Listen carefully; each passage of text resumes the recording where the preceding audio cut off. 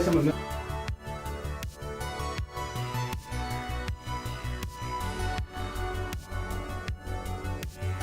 Have a lot of time to prepare as things change on the fly.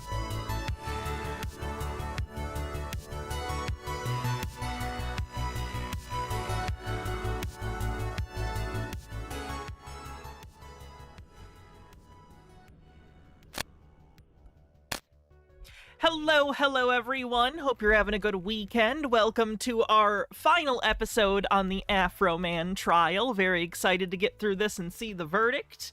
So yeah, today we have, I think, one final questioning. I think this is a teacher who's going to get questioned about students and the spreading of some of this some of the claims that Afroman, let's say, made in some of his songs about the officers.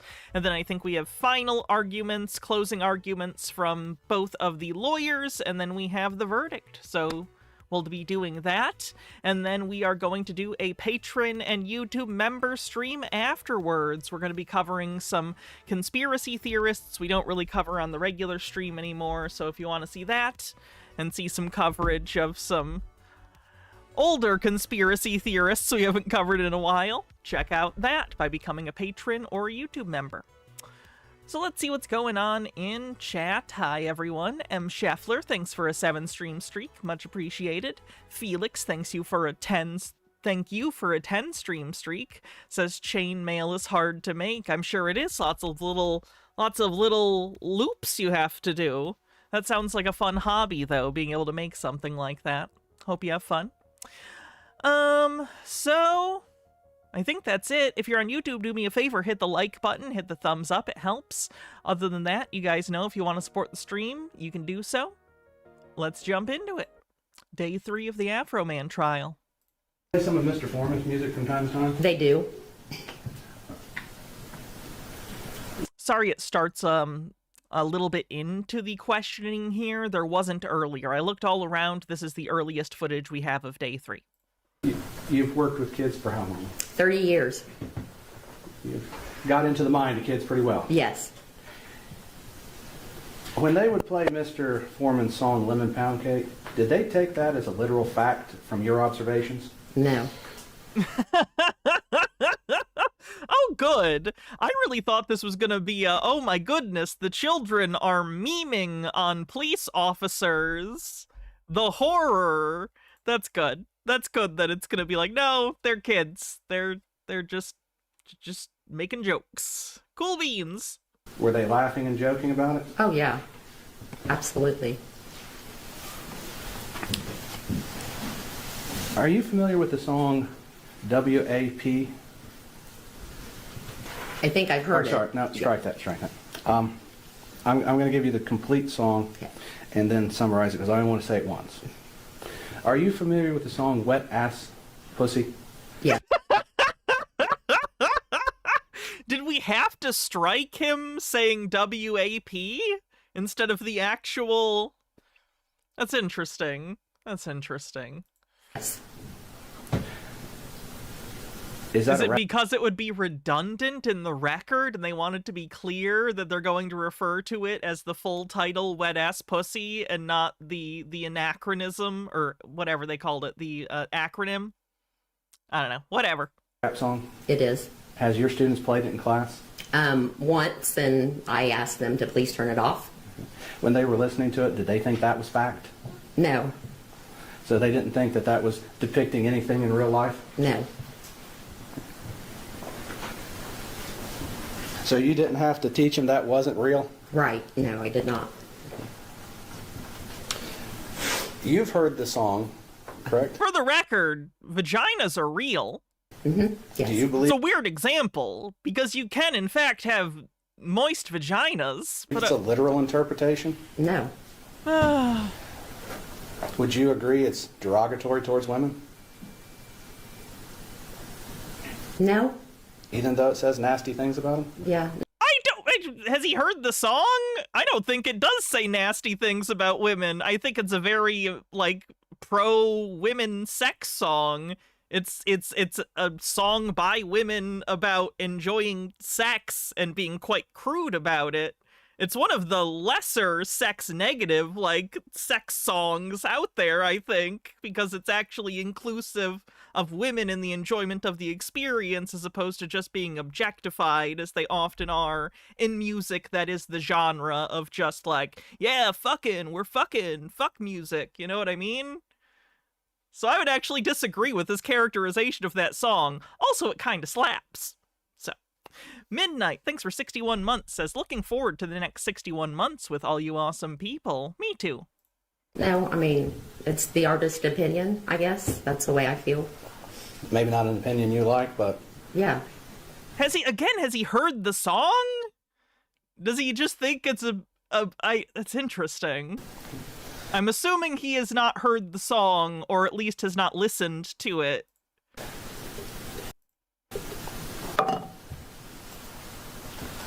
It's just a crude song about sex. Gitara says, I don't believe, WAPs exist either. After all, Ben Shapiro's doctor wife told him that vaginas aren't supposed to do that. His wife, who was a doctor, wouldn't lie to him about that. Did I ever show you guys the picture one year? It was like the same year that came out. It was the same year that Ben Shapiro had his stupid thing about the song. And I did a pumpkin for Halloween that I just carved wet-ass P word into. Like, literally, wet-ass P word. Verbatim. But the P word was pumpkin. Get it? Eh. Hey, Will Kale.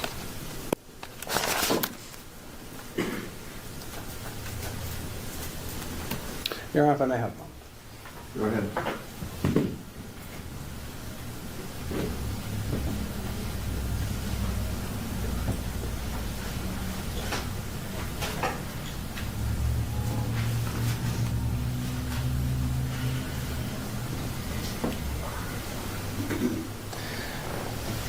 So, Ms. Grooms, has Mr. Foreman's posts about Sean or any of the general posts about the Adams County Sheriff's Department as a whole affected your life any at all?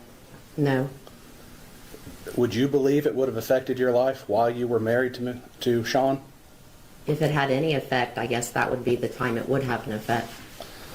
But as his spouse, you would have expected it. Oh, so she's a teacher and she was a spouse of one of the officers. That's interesting. Wow, so your ex-wife is literally coming on the stand to say that you were basically lying about how this affected you? Oh my goodness. Spicy. Yes. Okay. And I don't want you to go into too many details, but is it fair to say that Mr. Foreman, the posts about the police department and everything had not a damn thing to do with your relationship between you and Sean and why it came to an end? No, it did not. So the posts never affected your life, never affected your marriage? No. Okay. So any statement to the contrary would be false? Yes. Okay. Thank you very much. No further questions at this time, Your Honor. Thank you. What is this cross even gonna be? Ma'am, you said this didn't actually affect your husband in any tangible way, and you said it would be a lie to say otherwise. Would you please say the opposite for me? I'd really appreciate it.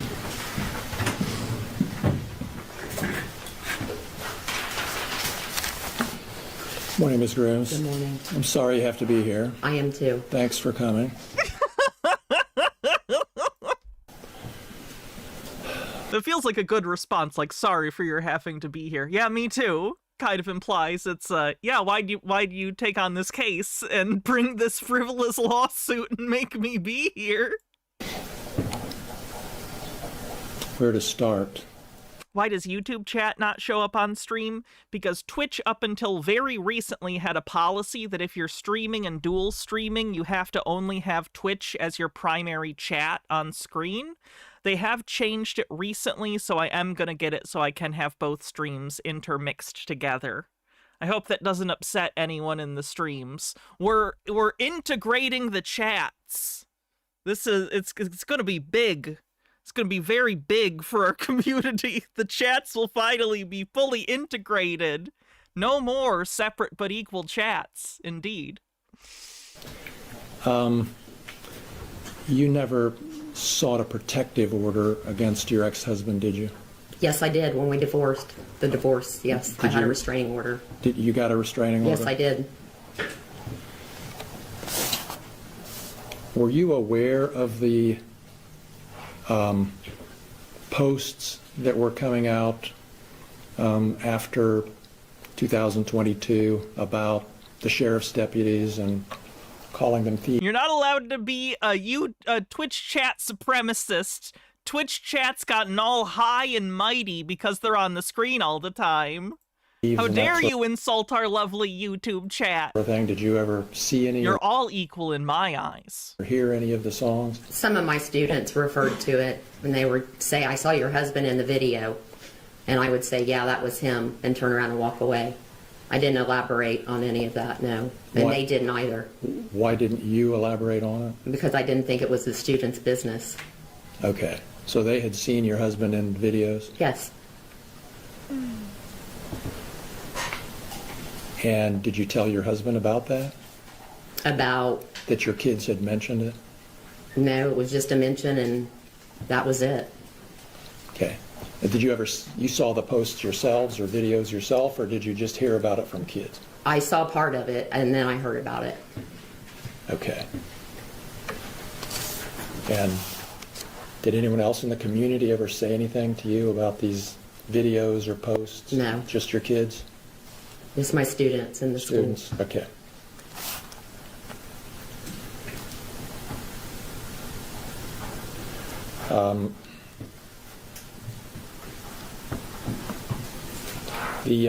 Feels like he got a little tripped up there with that answer. Feels like he's not following the axiom as a lawyer you shouldn't ask a question you don't know the answer to. He seemed a little tripped up that she said no.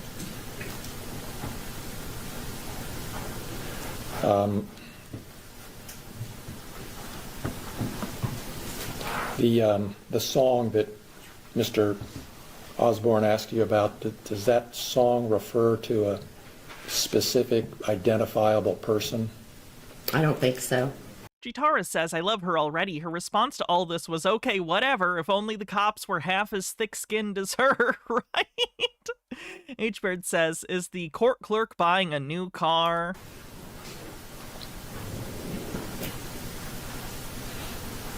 Those are all my questions. Thank you, ma'am. Yeah, that didn't go very well for you.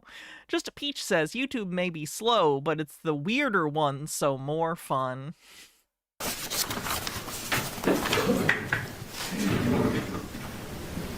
Wait, look at the monitor? She's car shopping? I actually didn't see that. Let me look. I gotta confirm this. Those are all. Is that car shopping? What? No? They're looking at video of the courtroom. Was it earlier? They're literally looking at video of the courtroom currently. Does that look like a used car website or something to you?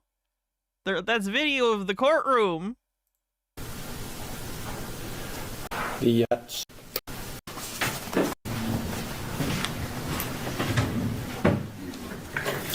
Rhonda, Mr. Klingler asked you about your students. Chat is high. Keep on, Hannah. Chat, you're not supposed to be high until tomorrow. Tomorrow's the 420 stream. Speaking of which, that'll probably be in the afternoon.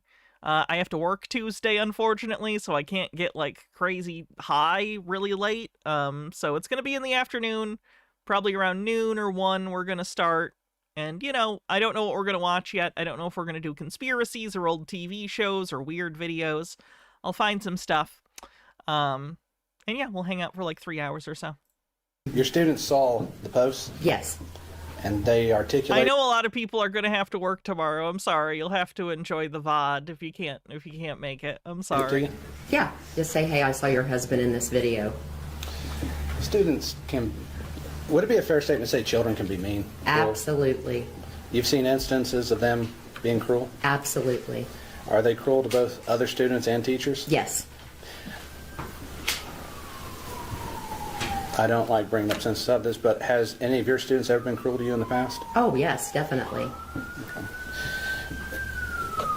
Would it be fair to say that? Yeah, Yeah, maybe we'll just do variety. Maybe I'll grab like a few Sovereign Citizens, some conspiracy stuff, some old weird VHS stuff, and just do whatever, maybe.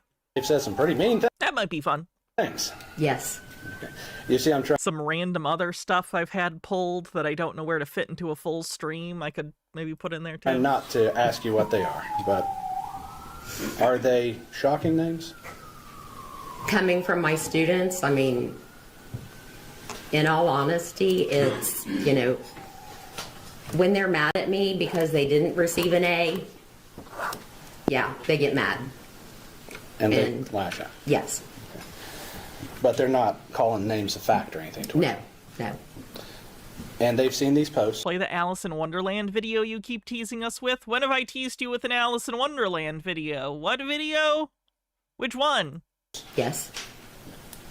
Did your students treat you any differently? No. So, could you point to any instance where a student treated you differently due to the posts? No.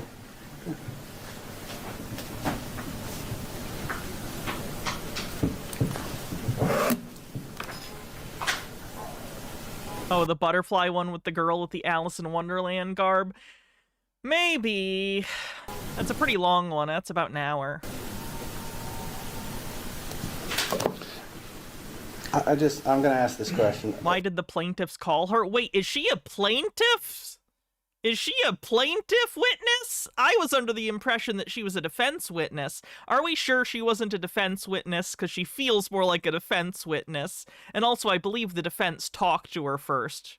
Whoever calls the witness, I believe, gets to do direct first and then cross, and then you get redirect. You said you're sorry to be here.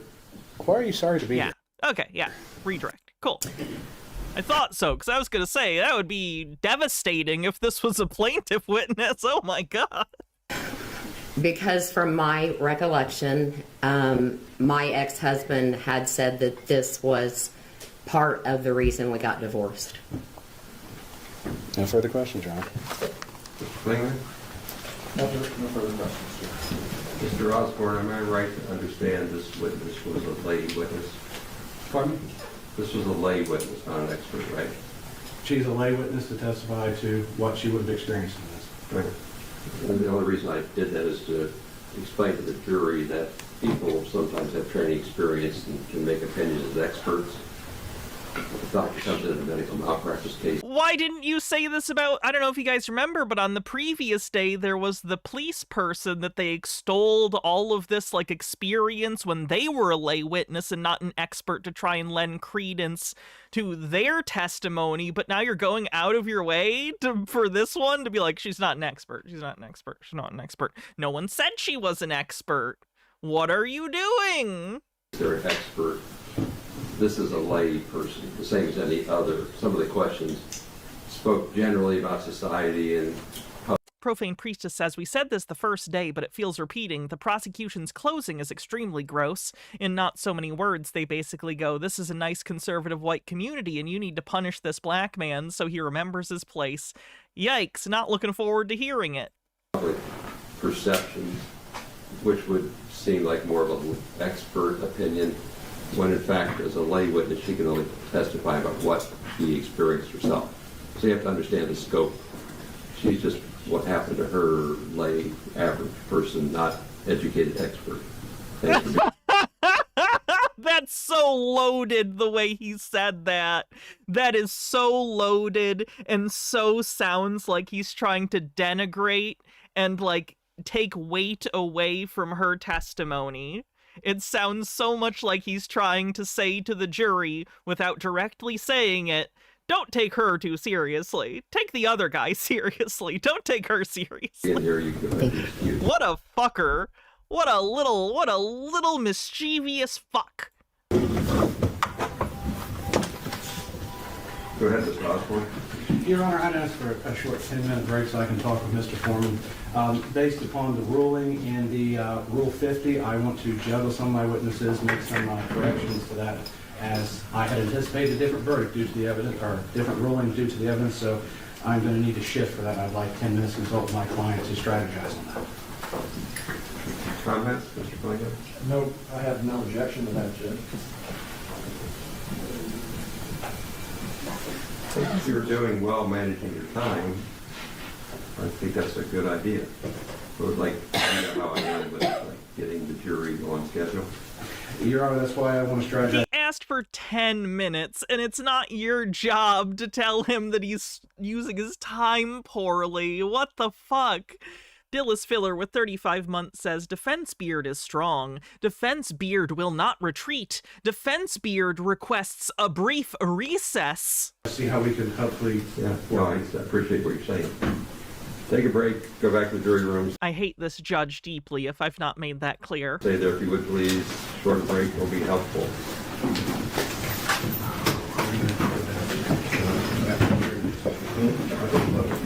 I like how when there's courtroom video, they tastefully pan away when they're going on a break or whatever. Just kind of like drifts off to whatever.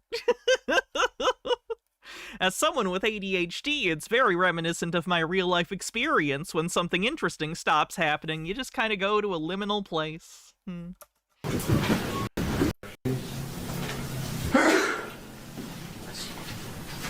rebuttal, Judge. No further witnesses. Okay, thank you. So, ladies and gentlemen, we're moving forward to the point where you get the case handed to you. What comes next is closing arguments and instructions of law. So closing arguments are meant to Thanks, be Lucas. the opportunity for the lawyers to tell you what they think the evidence means. If you want to take notes, do so, but like draw a line on your paper and say argument, not fact. Like, I don't know how you keep notes, but I have to keep them organized. Normal Gamer Gal, thanks for 30 months, says, wow, can't believe it's been 30 months. I'm enjoying watching the trial, but the judge makes my skin crawl. Agreed. So I can realize who's talking. You've seen me do it a Did couple. we get to hear the judge asking the jury what went wrong? No, that was not recorded. That was something that a jury member said happened in an interview after the trial. We may be able to watch a little bit of that interview, depending on how much time we have at the end of this stream. Times lawyers aren't evidence. The witnesses are. It's the same thing here. I don't think you would get confused or misunderstood. The plaintiff goes first because the burden of proof is on the plaintiff. The plaintiff also, because of that burden of proof, gets a privilege. So they get not only the first word, but they get the last word. So Mr. Klingler would start, Mr. Osborne would go second, and then Mr. Klingler would get the last word. Not because of favoritism or anything else, but because of the burden of proof. Then at that particular point in time, we'll give you jury instructions. And I'm going to take a break after their arguments because I need to make a few copies for the lawyers to read while I read.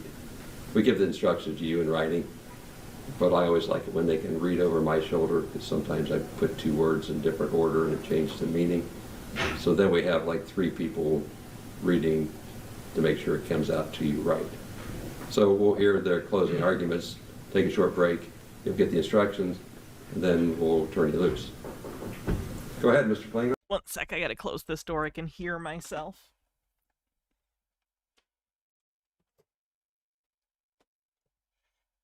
Sorry about that. Your Honor, if I may, procedurally, I'd like to renew my motion for the record. Thank you. Very appropriate. With regard to the false light claims, the court overrules the motion. Outside the presence of the jury, I can give you a little bit more of the why.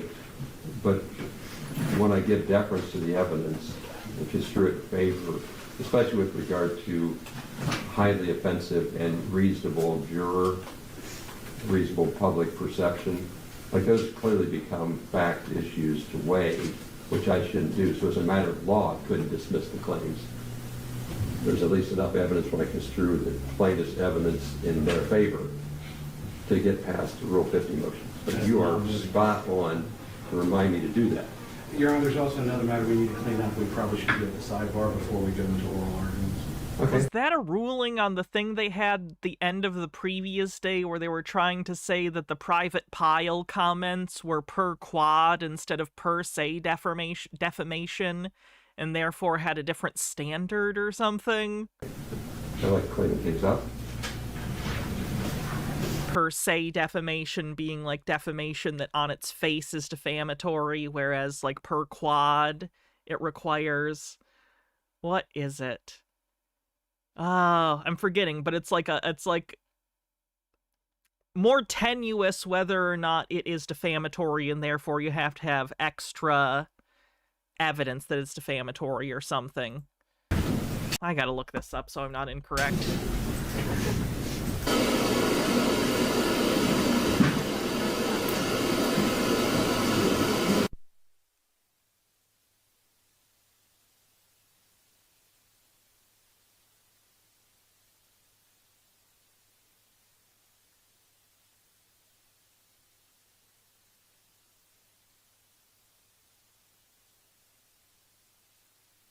Okay, so per quad, you need extrinsic evidence that it is defamatory. You need some sort of proof of financial harm or special damages. That is the difference.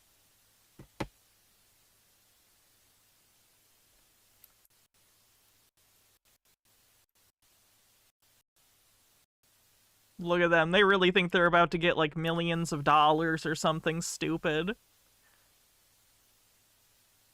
Look at them joking too, laughing with each other. I'll tell you this. Again, the one woman on the plaintiff side, what was her name? Lisa.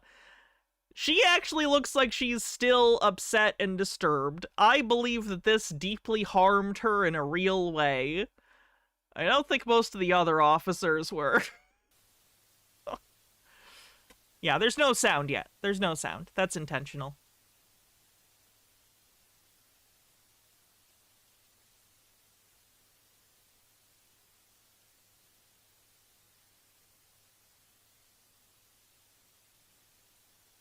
Thank you, Badger, the wind in the willows. That's a very nice thing to say. Having some kind of sidebar. Right. Lawyers all being unanimous. By a vote of 3-0, the lawyers all being unanimous, they want to see like this last draft of instructions because often they use the instructions in their argument. So like the chicken scratching stuff that we've been doing in the past is distracting. So we're going to let me do my work. It's 30 minutes that we need. So go take a coffee break, just stay back there. This is separate from the fact that I find the way he's handling this case to be obnoxious. For some reason, the way he explains things to the jury just rubs me the wrong way. Like, if I was a juror, I would be annoyed at the way he's explaining things. I don't know why. There's nothing intrinsically wrong with it that I can point to. He reminds me of certain teachers I used to have that communicated a certain way, and it feels like they were looking for some sort of feedback visually, but it never felt like anyone was giving them the feedback they were expecting, so the timing was always off of like when they would stop and when they would continue. A little weird. Me doing it the other way, we'll just take the break now for the jury instructions. Can't smoke, can we smoke? The bailiff doesn't like irritable jurors, so you should go smoke. Do you like irritable jurors? I prefer not to have them. Okay, yeah, go take a break. Oh, right. Yeah, that's pretty much where I'm at, Dillis Filler. I think Lisa already had a lot of trauma over being treated poorly by people throughout her life, and this is just too reminiscent of it. Yeah. Not illegal, but I don't think Afroman should have done it. Should have stuck with the turning the cameras off and shitting on the fact that they were there when they shouldn't have been. He made it personal, but it's not illegal.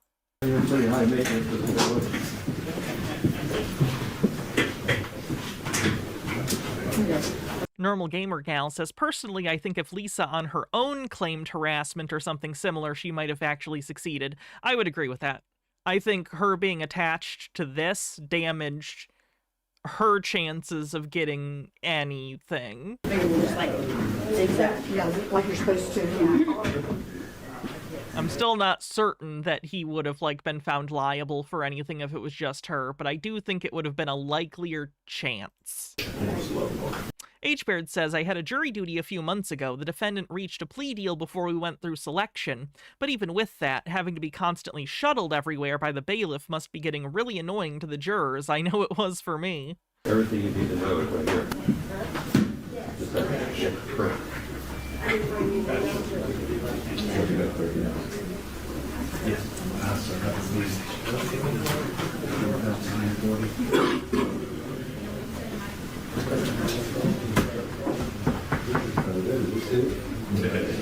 Mark Harrison says she made it personal when she broke into his house and destroyed stuff. I understand. I'm not saying he can't be mad at her. I'm not saying he can't even say it. I don't think it's illegal what he did or said. I just, as a personal moral thing, I try not to make fun of people's looks or things that are intrinsic about them, like their voice, because it's not their fault. I think you should focus on the things that are their actions and the things that are their fault. I'm not saying he can't do what he did. I'm just saying it's kind of shitty. I think he should have focused more on the actual wrongdoing and not things that are not that person's fault. And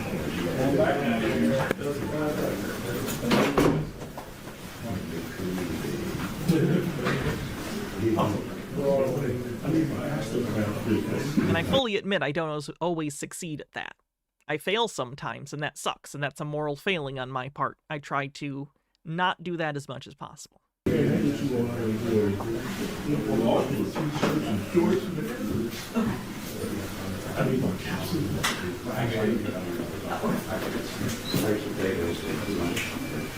like the little cute shop out the window. Law, where, for instance, I'm not submitting to the jury whether the 5 plaintiffs are private figures or public figures because Judge McBride decided that. So in the instruction... They're public figures? What an insane question. They're police. They're representing themselves in this case as individuals, but also clearly based on the fact that they are police officers who are being criticized in the line of duty for their bad actions, or allegedly bad actions, whatever you want to say. I'd say bad actions. I've taken prior decisions of law where necessary and put them in. And you didn't deal with that, but sometimes I have to tell the jury how we got to where we are. And that becomes instruction of law. The law of the case goes into the instructions. So I don't explain it to them. I'm just saying to the record, I took prior judicial law of the case findings and slotted it in where necessary, because that's what we always do. Sound right, Mr. Osborne? Your Honor, I had no objection. No objection, Judge. Okay. Yes. Come off the record. You want to start? I would love it. Your Honor. Yes, sir. We're off the record. Well, we have the 2 housekeeping things. I have to renew my verdict. Something happening, but discuss the cameraman couldn't decide. Are we going liminal, or is there important things happening? Music company. This is one thing I kind of wish I had gone to school for, was to be a camera person. Because, like, there's people who are needed to operate camera equipment all over for all sorts of things, and I think that would be a really interesting job. Okay. We're back on the record. Okay, so 2 points came up. You wanted to Plus, you get to play with fancy cameras. motion for Rule 50 Yes. dismissal, which the court will overrule. Mr. Klingler responded to your inquiry. Profane Priestess says, this is entirely random, but you've played Indiana Jones in the Great Circle. Would you recommend it? Yeah, definitely. Especially if you can get it on sale, or if you already have Game Pass or something. It's really good. It's fun. It's the best Indiana Jones game. I don't know how big it is on, like, replayability, but the puzzles are fun. The collectibles are fun. It very much feels like you're in a little, Indiana Jones movie. The writing is good. The voice acting is really good. It's a good impression of Indiana Jones. It evokes the same thing, so I think he does a good job. Was it Troy Baker? Troy Baker, Indiana Jones in that? But yeah, I definitely recommend it. I didn't play the DLC, though, so I can't speak to that.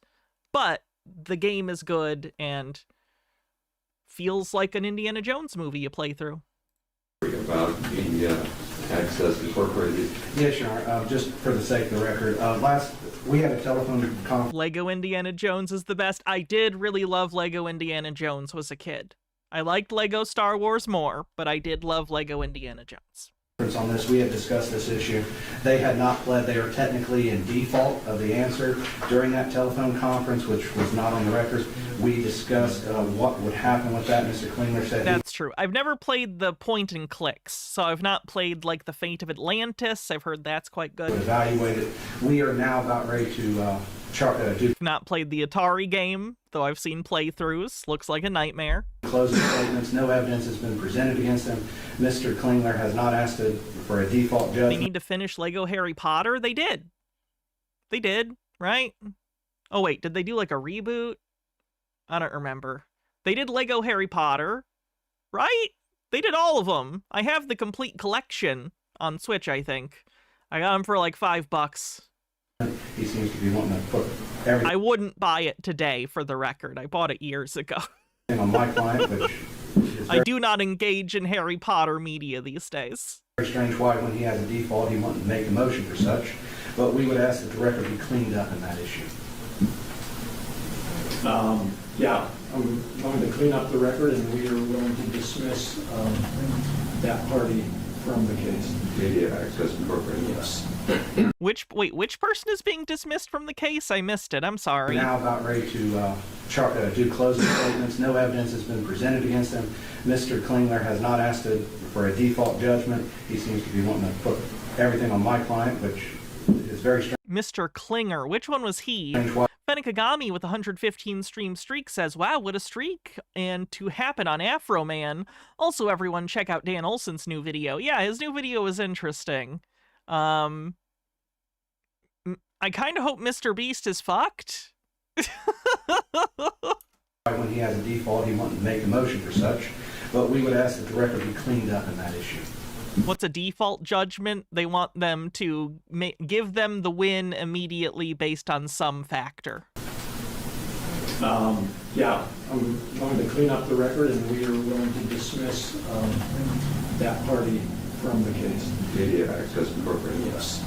We've registered an objection to him not doing a directed verdict, doing a default verdict on that, and therefore increasing damages upon my client if they should. I do wonder, for the Dan Olson video that just came out, how surreal it must have felt for him and Doug Walker to be in that situation together.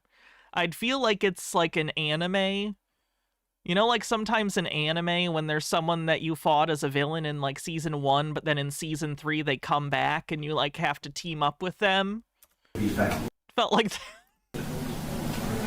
No, I think he gets to own himself. Also, I will say, I've never watched Mr. Beast ever. Like, and I don't mean like I'm too good for Mr. Beast or I have intentionally taken a stand against Mr. Beast. I've just literally never seen a single Mr. Beast video. I've never had any interest. I've never seen it. So seeing the kind of insane editing and brain rot bullshit that he puts out is insane to me. Crazy stuff. Complaint, so I just have to follow it. Like Zuko, yeah. Speaking of which, I also saw the new Avatar movie. The one with the gang grown up. Really good. The animation was beautiful. Leave, but Did I see Johnny Somali got sentenced to 6 months in a labor prison? I did. And I think it's getting appealed by the prosecution too, because they think he should have gotten a longer sentence. And in South Korea, the prosecution can appeal to get you a longer sentence. I get what you're saying, and I can argue for mitigation of attorney fees and stuff that he has done. Oh, I guess to that. No, it wasn't 3 years. The prosecution asked for 3 years. The judge gave him 6, and now the prosecution is appealing. If it gets to that, that's not a part of the jury's deliberation. I just have to. I'm actually pretty worried for the Johnny Somali guy. Like, I can't imagine he's going to get treated well in prison there, and I imagine their prison system expects a lot of conformity and obeying rules, even when those rules don't necessarily make sense, and just, like, being in line, and he's clearly a guy who does not follow authority very well. He does not respect authority. He does not deal well with having people tell him what to do, so I'm very concerned about him. Again, these are the consequences of his actions. I'm not saying he doesn't deserve jail time. He does. I'm just saying he is probably about the worst person ever to be put in a prison where it's going to be very expected that he conform and be, what's the word I'm looking for? Basically listen to instructions and not be an asshole. I'm trying to think a step ahead. I like that. Off the record, please. Go get him. You would, Mr. Bailiff.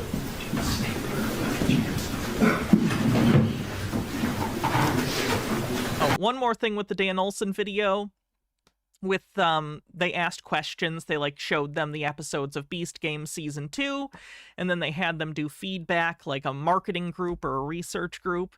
The money I would pay to be able to see a recording of what Dan Olson said to them directly, he alluded to it in the video, but I like to see the camera footage of literally how he addressed these issues to the people he was talking with. Because you can tell he doesn't give a fuck.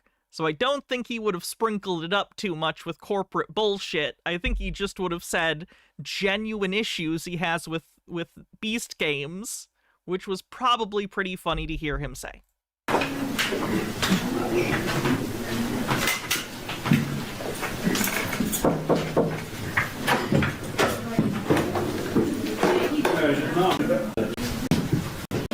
It was about 45 minutes, so I didn't gauge my time very well, but thank you for your patience. Is the Dan Olson video on YouTube? It is. It's on his We are channel, moving Holding ahead, Ideas. as you know, so most people don't growl about that, but I try to at least respect your time and tell you what we're doing. We made it through, like, the corrections. Randomly asking about how to create fandom is insane. I'm sorry, I promise we'll get back to the court thing in a second.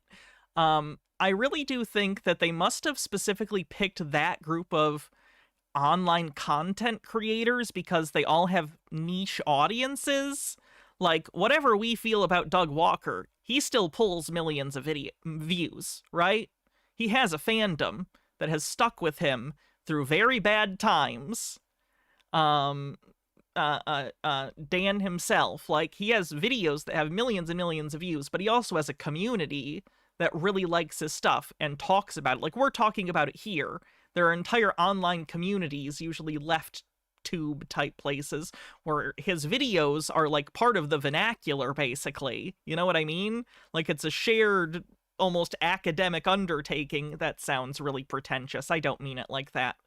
I mean that the ideas that he propagates in his videos are interesting and resonate enough with an online community of leftists generally that the vernacular that he uses in those videos becomes part of sort of the online jargon between people in that demographic. Does that make sense?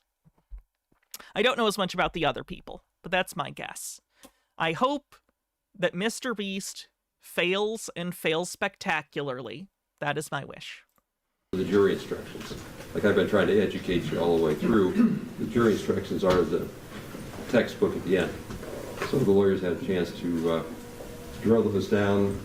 As I said before, closing arguments are the attorney's argument about what they think the evidence means and how you should do whatever it is they think you should do.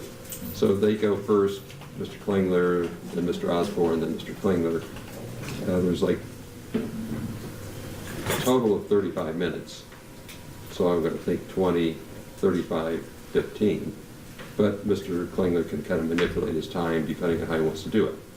So in an hour, you'll be talking to me for about 30 minutes of instructions before you start your deliberations. That's what's ahead of you. If you take notes, just write down argument, not evidence. Go ahead, Mr. Klingler. Thank you, Your Honor.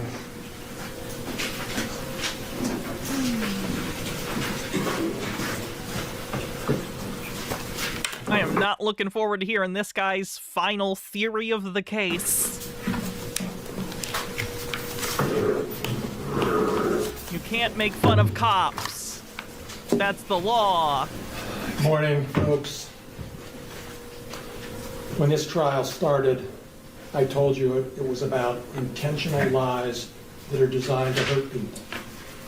Then why did you let Afroman get on the stand and continually point out that he truly believes that they may have stolen from him, thus precluding the argument that he maliciously and knowingly said misinformation about them in his songs? I think you did a bad job as a lawyer. Gitara says, Paramount really fumbled the bag on the Avatar movie. The only reason that it got leaked in the first place is because they thought a movie with the gang all grown up wouldn't do well financially with a theatrical release. The idea was to release it direct to DVD in Paramount Plus, and that decision has led them to make even less money because why would anyone buy the DVD or pay Paramount Plus if they can watch it online for free? For the record, I will get it on Blu-ray if they ever release it, but that's me. But yeah, fuck Paramount. Fuck Paramount. Fuck Paramount. And Larry Ellison. It's not about freedom of speech. It's about defamation. It's about false light, false... That's kind of a weird thing to say. In cases of defamation, there is usually on balance the question of free speech versus defamation. It's kind of inherent as a defense when you're talking about these things. light defamation, intentional lies designed to hurt people. You've heard all the evidence. You've seen the witnesses. I'm not going to go over it. But I will say a few things to underscore what I think is most important for you to keep in mind as this case is turned over to you. From me, from the plaintiffs, to you.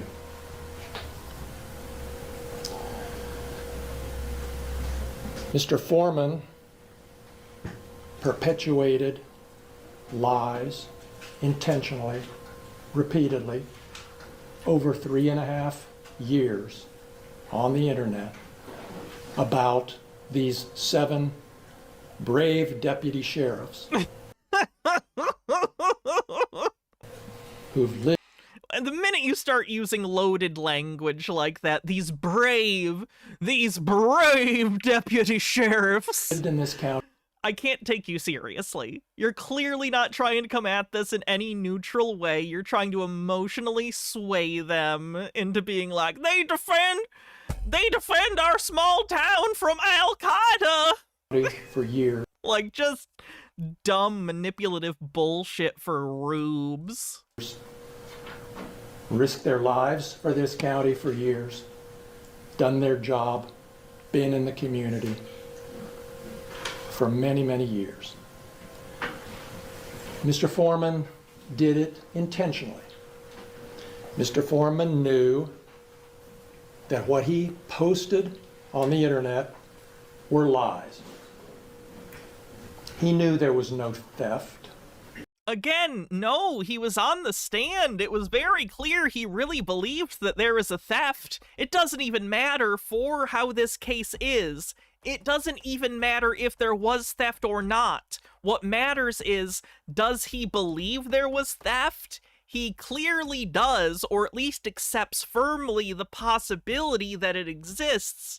And frankly, I think it's possible too. Even after all the other shit that the cops said about it, I still think it's possible that he was stolen from.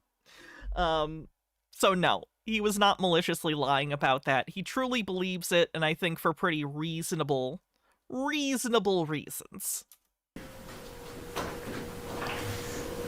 He knew there was no sex with Randy Walters' wife. That's not defamatory. And he certainly knew all of the stuff he's repeatedly... Like, is he aware how many songs or diss tracks exist out there where someone talks about fucking someone else's wife or partner or whatever? That's crazy. ...posted about Lisa Phillips up until Friday, and probably later, were lies too. What are we going to do about that? Mr. Foreman told you from the witness stand That's true. The husband didn't even say for sure that they hadn't had sex, that he knew they didn't. Nothing So if anything, now the question's out. we can do to stop him. To stop him. Because he has His reign of musical terror ends today. freedom of speech to lie about people intentionally. During jury selection, we talked about that. And you all agreed that it's not okay to tell an intentional lie about someone that hurts them. We all agree. And the judge is going to tell you that in the law that he gives you. So Mr. Foreman is legally wrong when he says he has free speech to tell harmful lies about people and get away with it. That's just legally wrong. You also told me in jury selection that even if somebody does something to you that hurts you, that you think is wrong, like a search warrant execution that you think was unfair, even if somebody does that to you, you told me, we all agreed, that that doesn't justify telling intentional lies designed to hurt people. Nothing about what he's doing is wrong right now, but I do find it a little funny the way that it almost sounds like he's being like, I picked you guys because you said these things, so you better vote for me, otherwise you're a liar. Like, I get what he's doing. He is framing his arguments within the framework that they started with in voir dire, bringing the whole case together with a nice bow, trying to tie the experience from beginning to end. There's nothing wrong with this rhetorical strategy. It's just funny that it can also be read as, you said. That's what you think. That's what the community thinks. That's what decent people think. But Mr. Foreman thinks it's okay to do what he's done over 3.5 years because they executed a search warrant that broke down his door and disconnected his cameras. I feel like you're really downplaying your home being broken into in like the middle of the night and scaring you and fearing for your life. In a lot of states in America, as long as it's not the cops, if someone does that, you can shoot them, no questions asked. Like, you're acting as though people breaking into your house suddenly and you have no idea what's going on and they have overwhelming force against you is not a fundamentally traumatic experience. Very bizarre how you are trying to equivocate on that. Pretty gross. Unstable Deadbeat with 60 bits says, if they really want to stop his musical terrorism according to these lyrics, they should just let him get high. I'm gonna stop singing this song because I got high. I'm singing this whole thing wrong because I am high. And if I don't sell one copy, I know why. You get it. You heard from the witness stand, from Mr. Foreman, the callous indifference that he showed to what he's done, the harm he's done. Baja says, the thing is, even if the jury feels what he did was morally wrong, it doesn't mean they'll agree that it's illegal. True? Like how I feel about the whole Lick'em Lisa thing. Don't think that's great. Don't like him for doing it. It's not illegal. It's imprinted in your minds, I'm sure, like it is in mine. The tears, the agony from some of these witnesses, don't forget that when you're back in the jury room. That's what this case is about.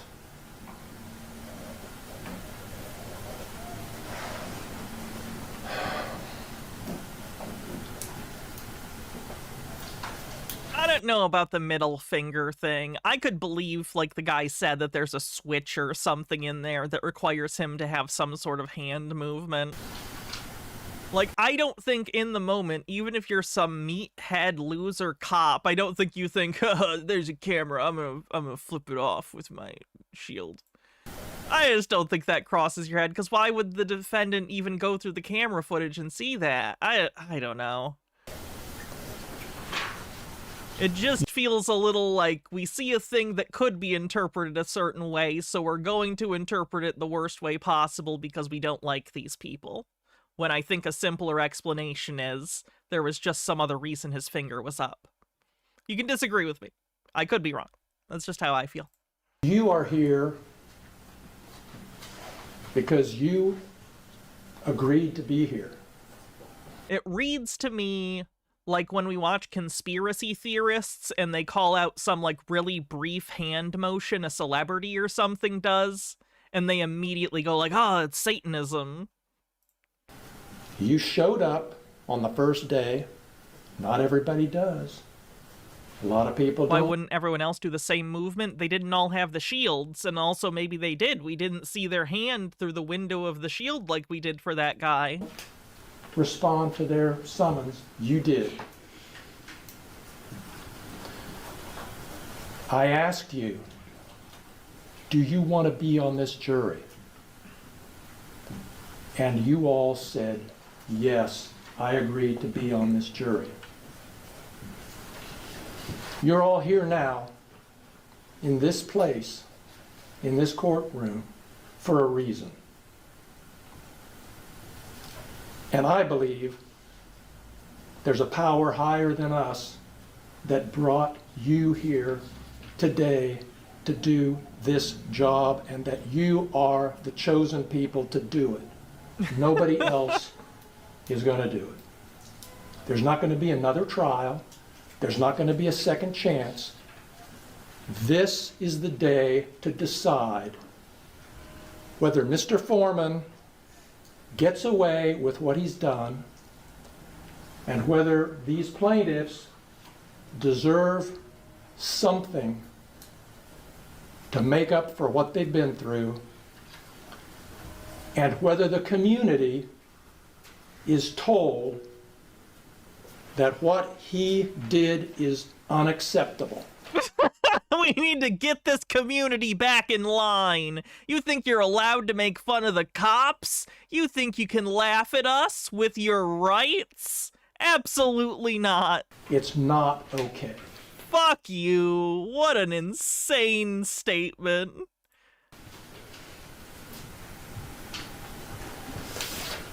We talked about different kinds of damages.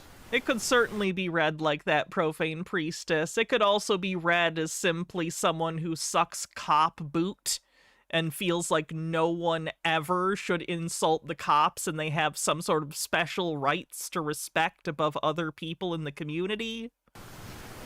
Either way, it's not good.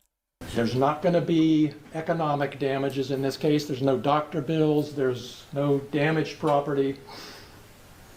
There's damage to reputation. There's pain and suffering. There's public humiliation. There's everything you saw and heard from these detectives from the witness stand. And the only thing you can do as a jury... There's no damaged property for the plaintiffs, is what he's saying. The defendant has damaged property damaged by the plaintiffs. To decide this case is to render a verdict of money that somehow stands in, somehow represents the harm that these deputy sheriffs have been put through over 3.5 years. How can you put a price on a nickname like Officer Lemon Pound Cake? That's all you can do. You can't issue an order that says stop. You can't issue an order that says, say you're sorry. All you can do is issue a verdict for an amount that fairly stands in, represents. Give me money, me a money now, be a giving money, me a now. What they've been through, what they've lost. Money me now. No one else is going to do it. The judge isn't going to do it. Court of Appeals isn't going to do it. It's your job. And you're the people meant to do it.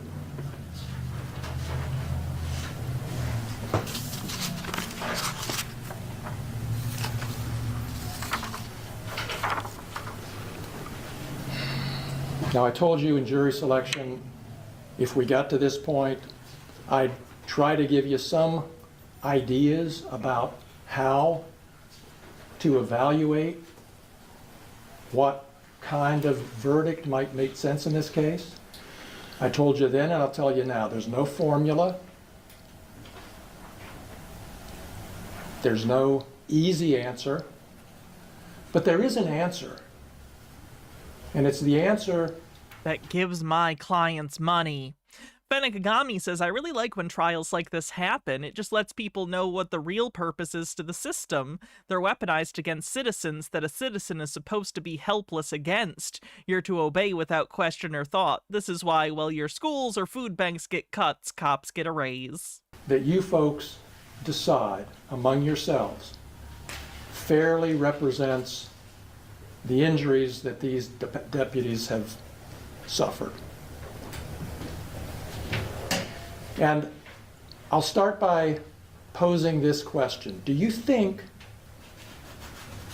that if there had been an advertisement in some newspaper that said, we will give you $2 million if you are willing to go through what Lisa Phillips has been through for the last 3.5 years? Yes. Absolutely. Not even close. Yes. Would you take I go through that shit for free. that deal? Do you think she would have taken that deal? Yeah, She should have. 2 million, that's a, you know, I'll do it. Money, please. maybe I'll go through that. Of course not.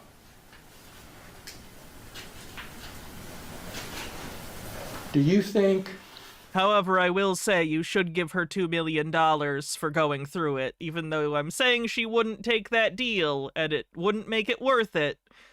Please give her $2 million. Randy Walters, do you think Brian Newland, do you think any of these deputies would have accepted some amount of money in order to go through Yes, that's effectively what they're doing right now. in Yes. exchange for going through what they've been through? Yes, absolutely. This is a bad question to ask.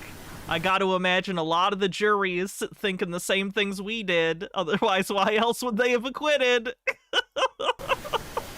I don't think so. And I think you know Don't bring attention to the money. nothing is worth You're making going it seem so cynical. through what they've been through. And it is. Of course, Oh no! he says he's not going to stop. I got Mr. He says Pip all nothing over my can stop onesie. Maybe something can stop him No. if you tell him through your verdict that he needs to stop. Dr. Pepper wouldn't have done this to me.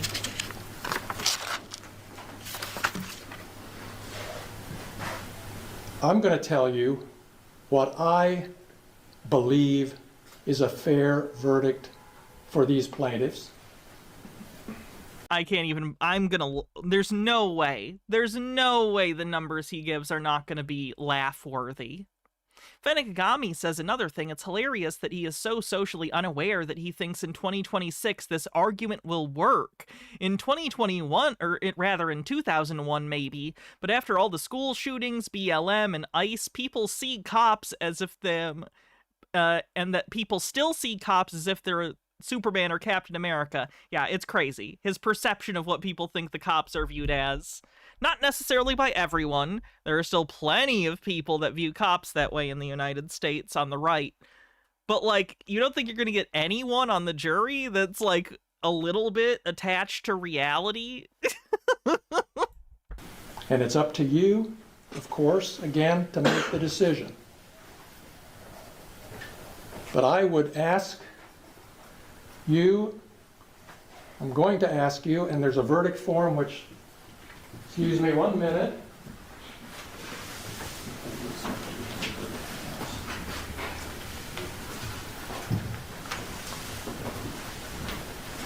MSKTB89, thanks for 58 months, says no amount of money would make this worth it for my clients to endure. The jury, okay, we award them no amount of money.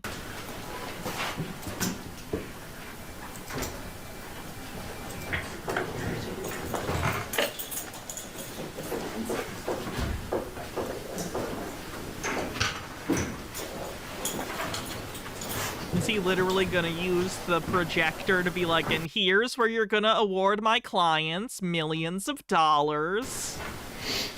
Folks, I'm going to show you these forms that you're going to be filling Right on this line, $2 million. out, just so you're familiar with them.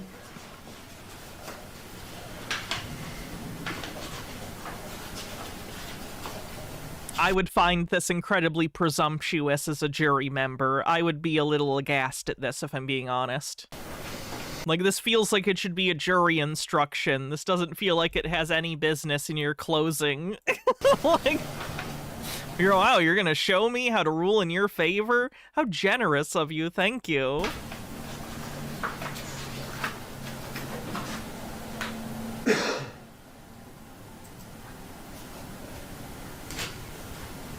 This is just an example. You're going to have a different form for each of these plaintiffs, okay? This one happens to Like, be... he's not even making an argument anymore. He's just like, here, check this box, so I win. A verdict form for Lisa Phillips.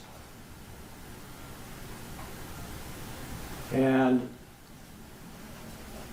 He's using her as an example because she's one of the only people that actually seems hurt by this. The evidence is overwhelming that you'll find in favor of Lisa Phillips.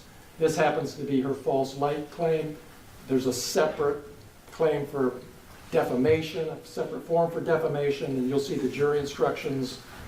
Judge Hine has already talked some about that with you. So this is just an example of the verdict form that I'm going to ask you all to sign in favor of Lisa Phillips and all of the plaintiffs on their false light and their defamation claims. Now,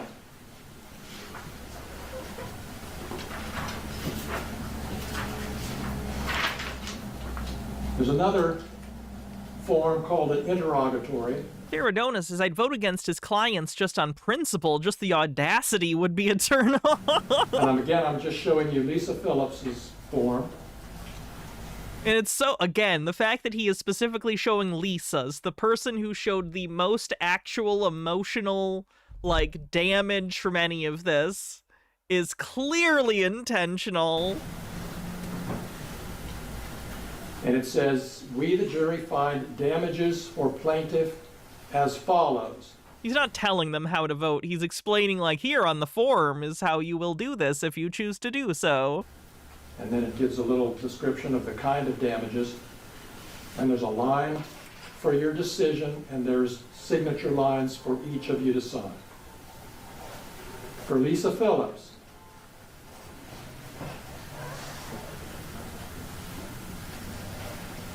I'm not going to show you every form. For Lisa Phillips, folks, I'm asking you to put one... And also give all the guys millions of dollars, too. We're just going to staple them onto the back of her suffering, and you're going to give them money, too, for no good reason. Fenekagami says, Lisa's also the one who least made an ass of herself. The others literally tanked their own case. Also, sorry for the lack of coherence earlier. I just woke up after my night shift. Oh, you're good. You're good. $1.5 million in that verdict form. No. $1.5 million for Lisa Phillips from what she's been through for 3.5 years. May be going through for who knows how long.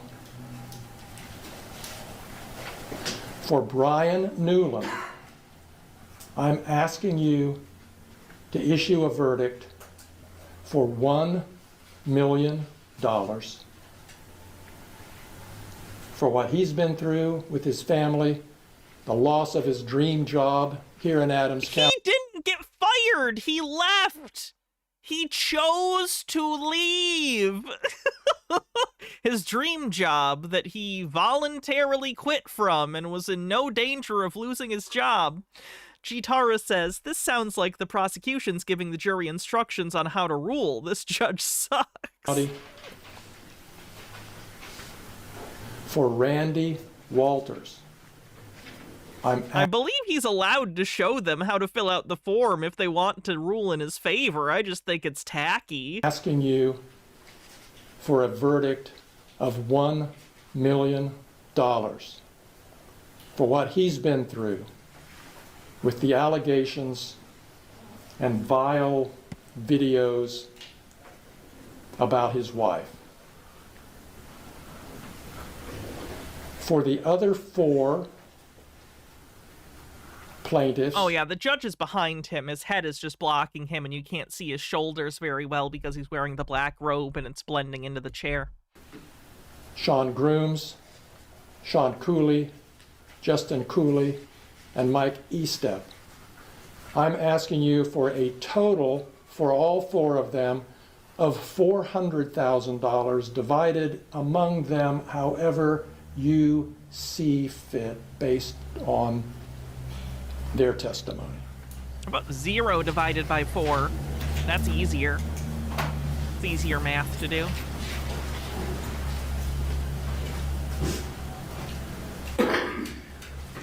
You, of course, can award less. You can issue a verdict for more. That's what I'm asking you to say in your verdict form based on this testimony. Now, let me close my remarks by looking into the future here and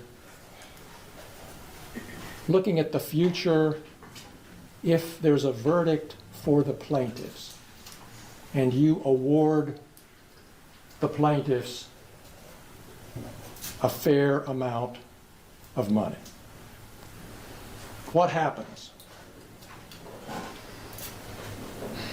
The plaintiffs are vindicated.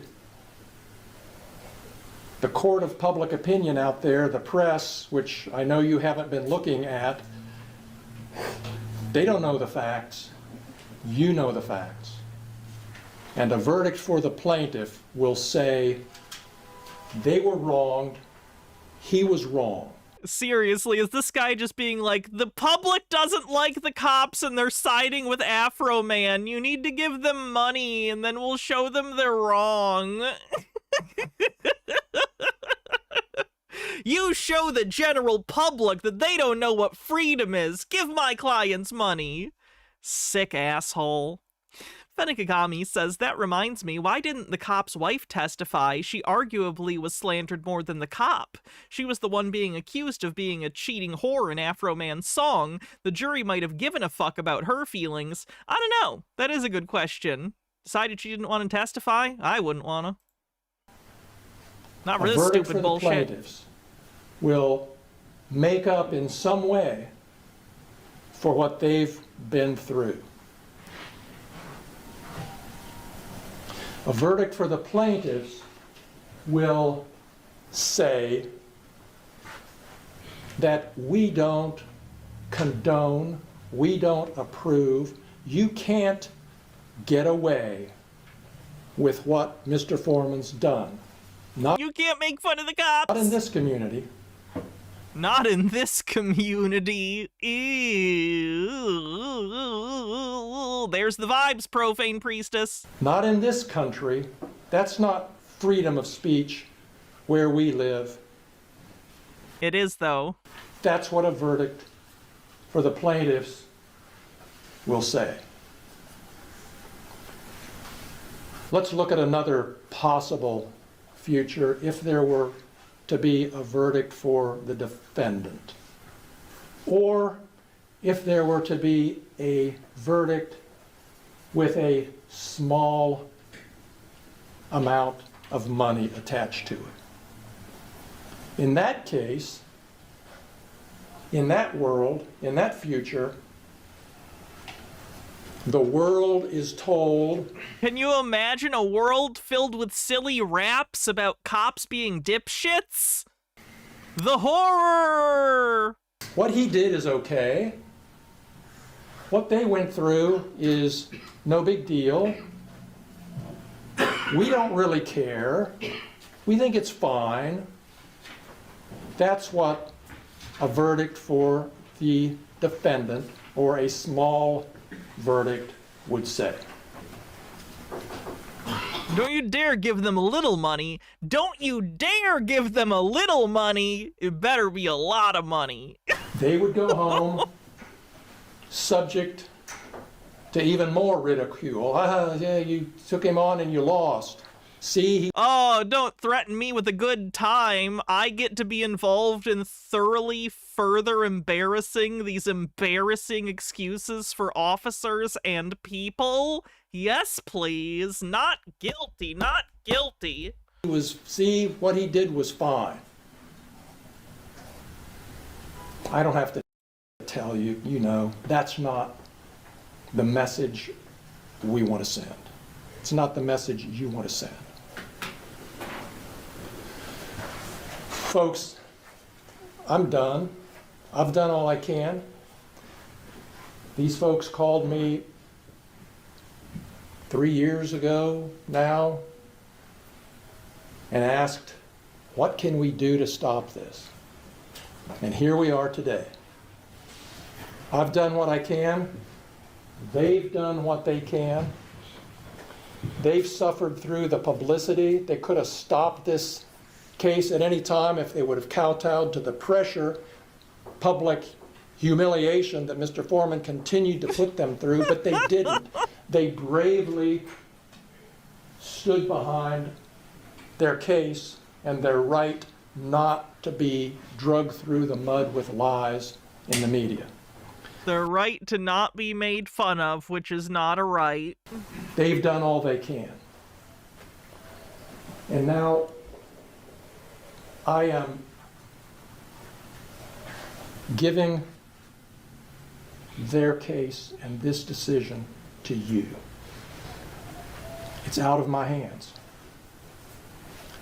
You have to decide what to say to Mr. Foreman and what to say to the community about what he's done and the effects that it's had on these folks. I have full confidence, I fully trust you to make the right decision, to make a fair decision, and to come back with a verdict that's fair for each one of these plaintiffs and that tells the community what you really think about this case. They'll tell you what they think. Don't worry about it. Thank you very much. Thank you, Mr. Cluster. You have one. Fenikagami says in other news, Dave Chappelle has denounced the Republican transphobia, has apologized that people, quote, thought he was siding with them because of some photo op, but doesn't think he should act more responsibly about the stupid BS that comes out of his mouth. In other words, he learned nothing, has tested the winds, and is jumping ship to try and stay relevant like a pathetic coward. Yeah, fuck Dave Chappelle. Fuck Dave Chappelle. Was the kind of person that seemed, when he was younger, in touch with people and stuff, and like what it was like to be a normal person, and then he got rich, and then he got full of himself, and has not lived in the real world for decades, and decided to use his clout and popularity in order to punch down at people who suffer every day. So I don't really feel bad for Dave Chappelle. He can get fucked. 11 minutes after that. Final. Go ahead, Mr. Osborne.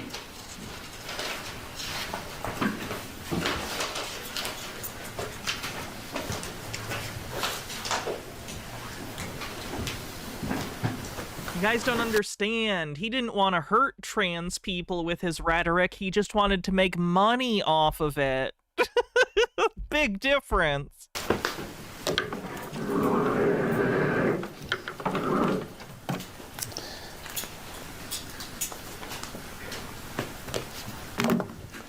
Ladies and gentlemen, of the jury, thank you for being here.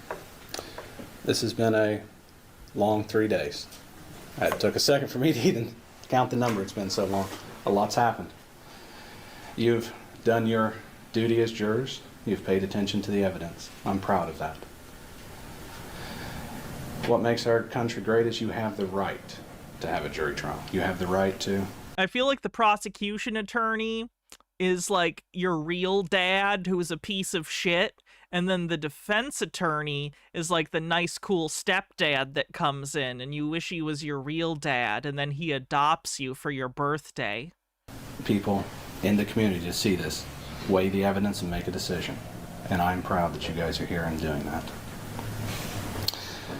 We started this time, I talked about this case was about freedom of speech. But let's talk about what it's also about. It's also about music. Not all music is tasteful. Not everybody likes all music. There's some songs I hate. I think we can find plenty of people that find songs they do not like. But Mr. Foreman, Joe is a rapper and comedian. It's what he's done his whole life is rap, make songs. We got to think of what rap is, because music does not exist in a vacuum. Music evolves over time. Take a look at jazz. It's evolved. At one time, it was distinct in a certain subculture, and it has now expanded. Rap is the same. Rap started out as a means for people to express social commentary, opinions through entertainment. Look at the song by NWA. What do they call it? Fuck the Fuck police. the police. I think I said that right. It's a social... He definitely added that pause in there rhetorically. I don't know when in his practicing of his closing he decided to put that pause in there, but it's an interesting choice. I wonder why. You know, no one has to look up the name of the song Fuck the Police, so that is an intentional rhetorical pause he is taking. Is the intent to get the audience, the jury, to fill in? Because you know when he's going into it, you know he's going to bring up Fuck the Police.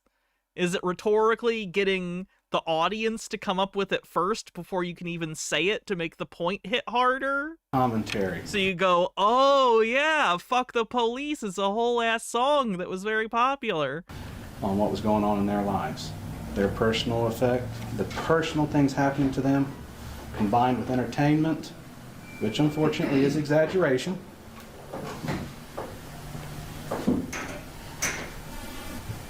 Opinion, nothing of fact in that song. It's a commentary on society. And so when you look at rap, you see that over and over again.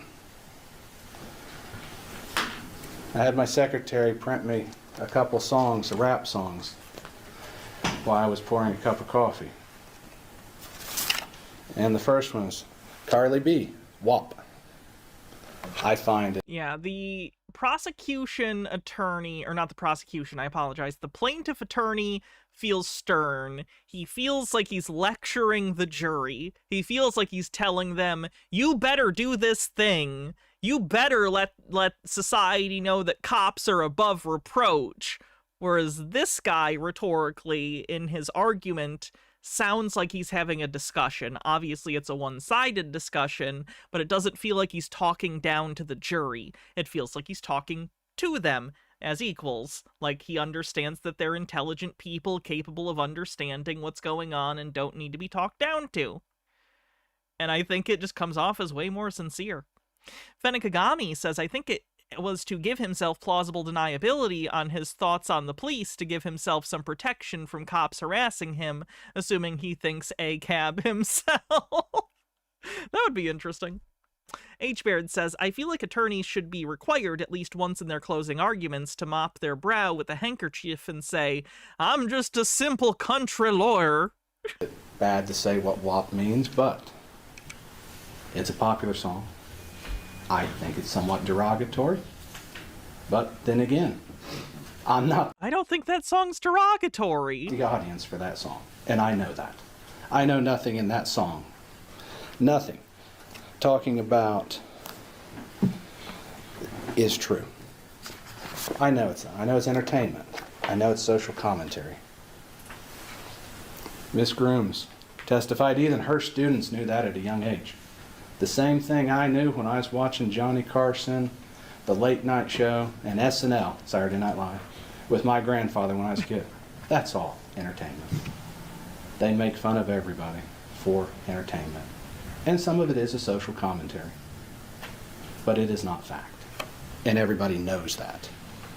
Nobody looks at Lil Wayne's song Pussy Monster and says there's a monster in that song. Everybody knows it's exaggeration for entertainment. Is he commenting I seriously thought he was gonna go, there's a monster, and it's a pussy. on something? Sure. But it's not fact. Phoenix Leftist, thanks for gifting a sub. And I can keep going. Megan Three Stallion with sex talk. I mean, it just goes on. They use derogatory language. It's designed to entertain. Drew Hastings, former mayor of Hillsborough, was a comedian. I got to go to one of his stand-ups. Some of it was funny, some of it wasn't. Some of his jokes, like those of Eddie Murphy and Richard Pryor, some of them are not tasteful, but they're still jokes. They're not facts. And we know that. That's what a Wondering what the age of some of the people on the jury is that he's bringing up Richard Pryor. reasonable person listening to that would understand. 50s at least. And that's the point. This is not a vacuum. We don't live in a vacuum. Let's face it, if we lived in a vacuum, we'd all be dead because we couldn't breathe. So we live Stupid joke thrown in there. in a world full of everything, where we see things. We watch SNL. Richard Pryor's kind of well known, though. Not under a certain age. We I know think it's abnormal that I know who Richard Pryor is, and I'm in my 30s. it's entertainment. We know it's going to pick. I would bet most people in their 20s right now don't know who Richard Pryor is, and I know a lot of people in my audience will be like, I'm in my 20s and I know who Richard Pryor is. You're on my channel. You're kind of a group of people who have a specific set of interests, including old media. On people. We understand He's the guy from Superman 3. He was. that they're picking on public officials. Hell, they picked on Joe. They pick on Donald Trump all the time, Sleepy Joe. I mean, go down the list, even Teflon. I guess what I'm trying to say is Richard Pryor's peak famousness was 50 to 40 years ago. Ron was made fun of. So as you go back, nobody thinks that's fact. Nobody's going to take it that way. When they post their clips on YouTube, when they post their clips on Facebook, people don't look at it and go, that's the truth. No, they understand it's comedy. They understand they're going to talk about it going forward. And if you look at his posts, you see the little signs of that too. Iteration. Things that you see in a song. I mean, because after all, you know, a song's catchy, right? It has beat, song, you know, words rhyme. You know, she thinks my tractor's sexy, and, you know, sticks with you. When we listen to Lemon Pound Cake, you heard the iteration. You heard how it came together as entertainment. So we don't exist in a vacuum, and a reasonable person doesn't exist in a vacuum. As the judge has said, you are a reasonable people. You get to decide what's reasonable, which means you get to use your experience. You get to use your understanding of what those are, of your understanding of Joe, of your understanding of rap music, music in general. I'm not going to sit here and say that these 7 people were happy about what happened to them. Sorry, I was reacting to a text message I got. I'm not going to say that. That'd be stupid. But what I am going to say is, I don't think I should tell you, but something, not anything huge, but just something kind of bummer happened. Not to me, specifically, someone I know. Sorry. they are public officials. We see it on the news all the time, public officials made fun of. Let's go back. So I can be vague. Someone I know was at a conference, and the conference got swatted, unfortunately. They are okay, but they had to leave the conference because some asshole swatted it. The voir dire. During my voir dire, That we fucking sucks. talked about, with the one juror that's gone, we talked about that, yes, I ran for public office. She agreed I put myself out as a public official. She agreed that it was an opinion when someone called me a baby killer. Even our witnesses on the stand, I asked that question. They said a crooked defense attorney is not a vine, it's a matter of opinion. Crooked cops, dirty defense attorneys. Oh wait, one witness did want to say I might not have taken a shower. But those are all opinions, exaggerations, not statements of fact. And we know that. And that's why public officials are held to a higher standard, because that standard is what is expected of them as subjecting themselves to public scrutiny. They all testified. Oh yeah, I assumed that's what it was when he was saying the baby murderer thing. That's what they call pro-choice people. That people have criticized their work. I mean, after all. That's what crazy people call pro-choice people, I should say. We look at the search. There is, even Mr. Newland admitted it wasn't perfect. I think we can see from how the money was handled, the investigation. I would have liked to have seen a more thorough job myself. I mean, we have a chain of custody, the money that just leaves it laying there. Gillis Filler says, ladies and gentlemen of the jury, who won? Who's next? You decide. Mr. Newland didn't Man, I used to love ERB. know that. We have an unsealed evidence God, was I in middle school when that started? bag. We have Minimum, I was in high school. 10% of all evidence, money evidence in the Adams County evidence locker miscounted. And then, keep in mind that miscount on those is less than what is alleged to miss here. We got people saying we had a miscount, yet they can't even bother to notify the court in an official document that they made a mistake. Just let it ride. As far as the public record knows, which they never corrected, Mr. Foreman never got back all of his money. They want to talk about an investigation, but they can't even put in a single piece of paper to correct his mistake. I don't know if I call that lazy or what, but I think it goes to what you consider a fact. Because what is a fact? We can't always know what a fact is. A fact is something you can disprove, right? But can we truly disprove that? Looking at all the evidence, there is questions. If there's questions, it's not a fact. Now, people will form opinions based on that. I formed an opinion. I imagine everybody here's formed an opinion. We know that they formed an opinion because they didn't like being called a thief. So that was their opinion. But people are allowed to have opinions. People are allowed to express them. What people are expressing when they call them a thief is not a literal statement. It is not a fact. It is a social commentary on the fact that they didn't do things correctly. And they can't even articulate how they could fix it. That is a social commentary if I ever heard one. They don't like it? That's not their choice to like it or not. They're public officials. They're going to be held to a higher standard. Their work's going to be criticized. I mean, that's just what happens when you're a public official. No reasonable person would expect a police officer not to be criticized. They've all been called names before. Has it affected them personally? Yes. Ms. Grooms testified it made no difference in her life. Her kids didn't take it seriously. And she's taught for damn near 30 years. But they seem to take it seriously. And I come back to Mr. Grooms. He's worried about going out on a call and being shot. Now, maybe I'm old-fashioned, but if I'm going out on a call, I'm worried about getting shot, I'm going to call my wife and tell her to be safe, not sit here and go, I'm worried about me. That's not what you do. You take care of your family. Mr. Walters wanted to point that out. That just goes to show us he didn't take it seriously. Now, I'm not going to say they're not afraid. Anytime they go on a call, the highway patrol will tell you scariest thing's a traffic stop. You know nothing about the person, you're there by yourself, and things can change in an instant. Is that scary? Fuck yeah. I'd be scared. Wow, we got a fuck yeah in there. That wasn't like a quote or wasn't like the name of a song, just an actual fuck yeah.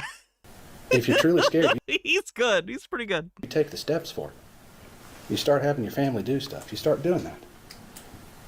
If you believe what you're saying, you take the steps towards it. You didn't take the steps. No one else talked about how they took the steps either, did they? And why does that matter? Because a reasonable person is going to look at that. After all, let's go back to me not taking a shower.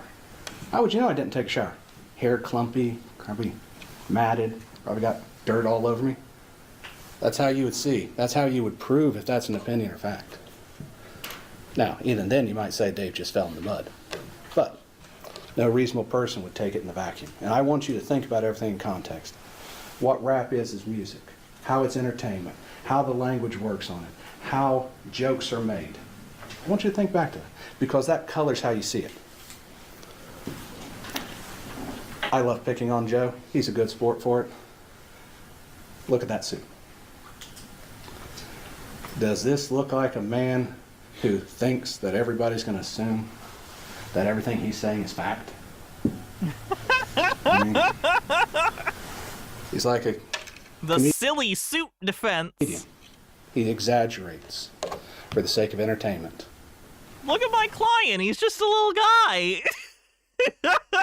Ladies and gentlemen of the jury, he's just a little guy.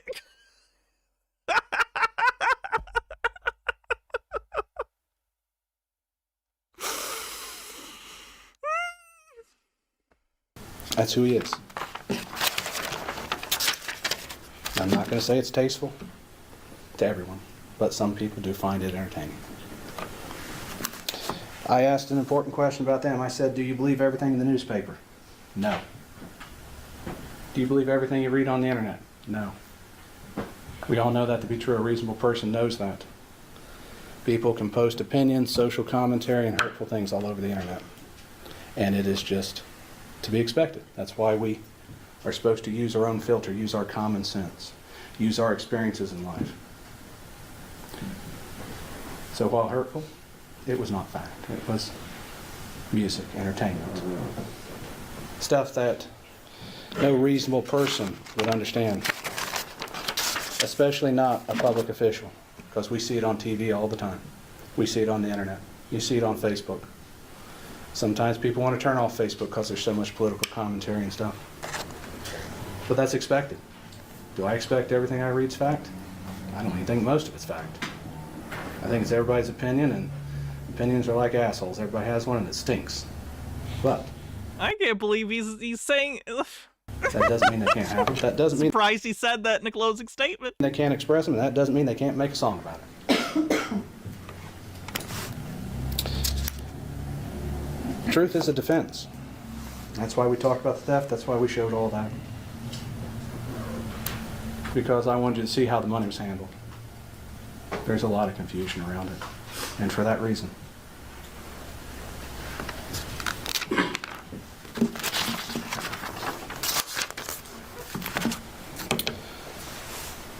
Before I get to another point, I want to address something that's bouncing around my head.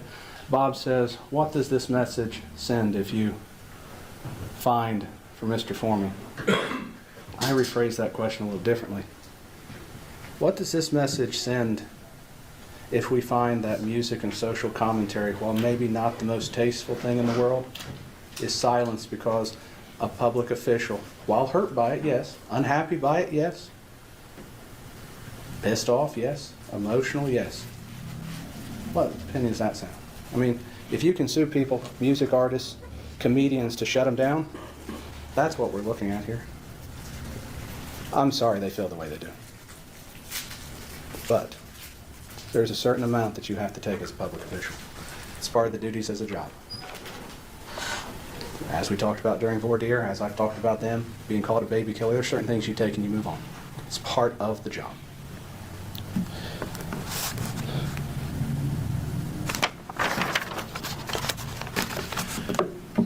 The plaintiffs, or I should say Bob, talks about how they wanted it to stop. Where was the certified cease and desist letter? Where was all this done? None of that was done until after they started the lawsuit. Until after they brought it to court to make it stop. That's what they wanted to. They wanted to make it stop. Yet they asked for money.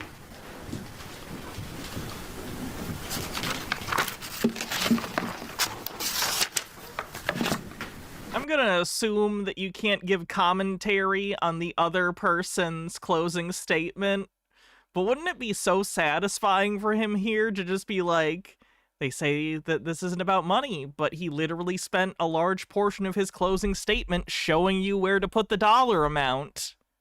Seems a little suspect to me. I assume that's very much not allowed, though. But that would be nice.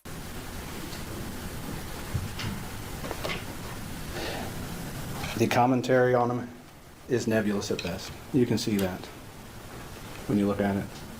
We have Beetle Bailey, Gomer Pyle, Colonel King Kong Bundy. Some of these names are not as bad as others, yes, but they're all for artistic purpose. They're all for jokes. They're all for entertainment. This is not to paint them in a real light. No reasonable person would think that. But did he do his wife doggy style? The world needs to know. It's kind of interesting because even Mr. Newland agreed that when he was called a pedophile by Mr. Foreman, yes, that is a horrible thing to call a person. But even he said it was Mr. Foreman's opinion. So he didn't believe it was a fact. If your own witness doesn't believe it's a fact, how can a reasonable person find it's a fact?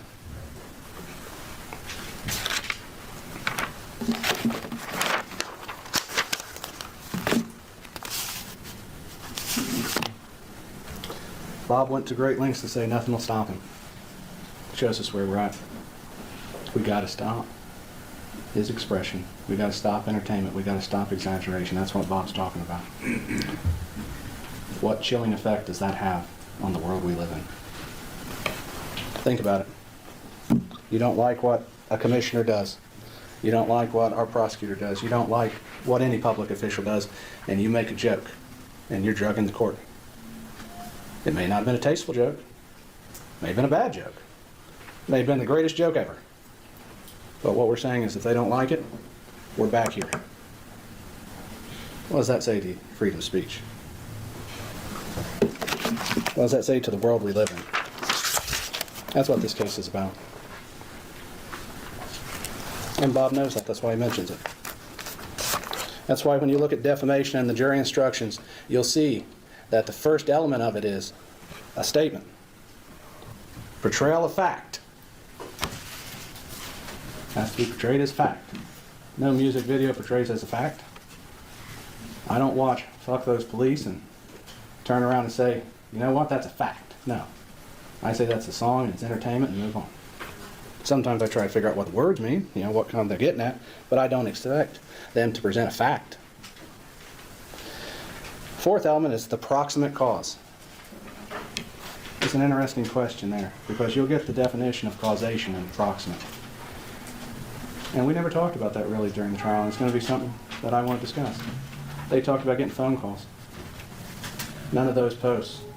Joe never said, call them and tell them this. Mr. Cooley testified that they mailed pound cakes to the office. Joe never said send them a lemon pound cake. These are things that other people have done. Joe never directed them to do it. He didn't cause it. He made a joke. He cannot control how people take it. Oh, I think it's miles ahead of the other guy, Dr. Worm. What they do, he's not that. All he can do is make a joke, make a song. So that's something to consider. Was he the proximate cause, or was it someone else? I want you to understand when they get to the question of malice, if you get that far, it has to be actual malice. Public officials, it's a higher standard. Why? Because we hold public officials to a high standard.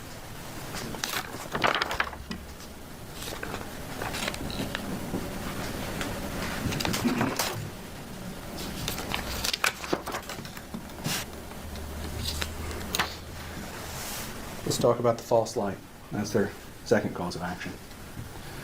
That says that a reasonable person would be justified in the eyes of the community feeling seriously offended and aggrieved. I want you to go in on the eyes of the community. They want to say people's humiliating them, calling them names.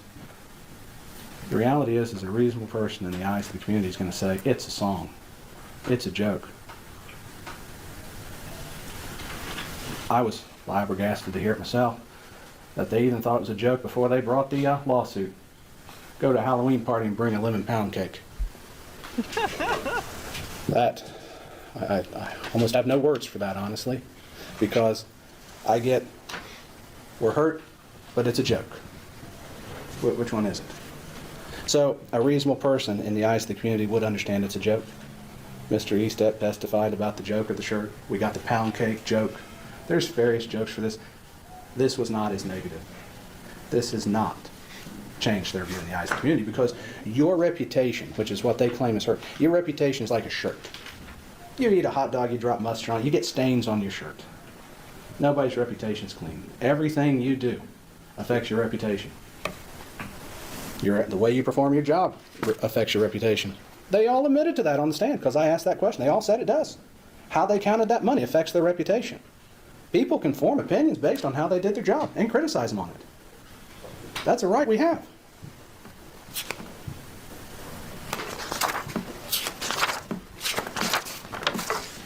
You have to forgive me, I have to flip through these. We didn't have a lot of time to prepare as things change on the fly.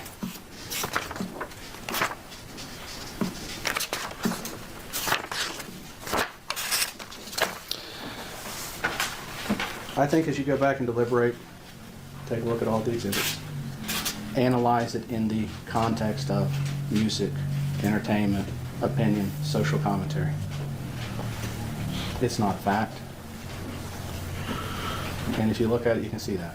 Like I said, it may not be tasteful, may not be nice, but even SNL's not nice. South Park's not nice. These things are social commentaries, jokes, entertainment, and some of them are not nice. But you don't have to like everything.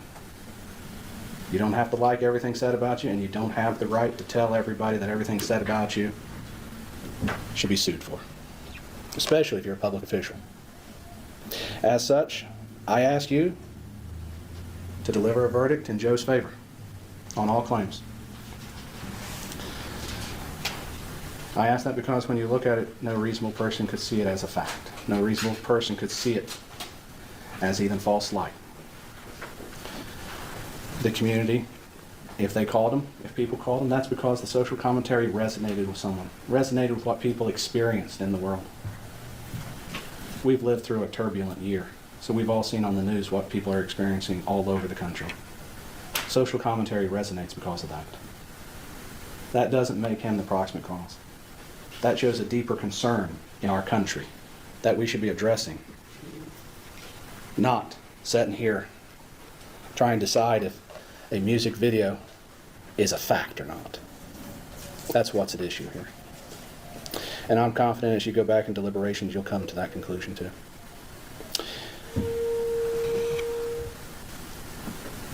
And with that, I thank you again for your service, because it is not easy, and what you're about to do is not easy. It takes time and deliberation. It takes hard work. How long? And I appreciate that you guys are willing to do it. And I reiterate again, that's what makes us a great country. Thank you very much. Mr. Osborne? Go ahead, Mr. Plaintiff. Thank you, Your Honor.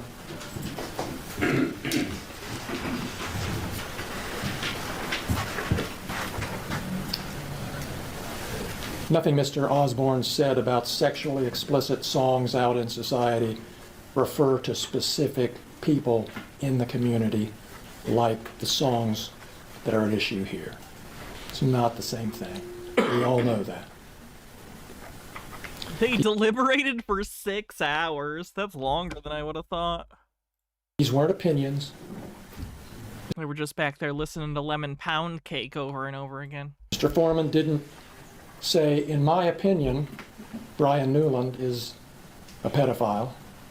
In my opinion, they're all thieves. In my opinion, I fucked his wife doggy style.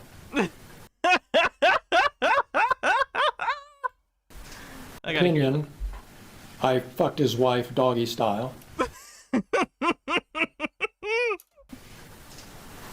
He said it like they were facts. And I think Judge Hine is going to instruct you, based on everything that's happened so far, that these were not opinions. Beetle Bailey, private pile. I used to fuck his wife, doggy style. That's considered a fact and not part of a song, by the way. That's not just like a funny thing in a song. That's a fact. They were stated as fact. And your job is to decide whether those facts were true or not. And we know they're not. The case isn't about lemon pound cake. It's about intentional lies designed Why do you have one of the people bring up that they got sent lemon pound cakes then? to hurt people, and they hurt people.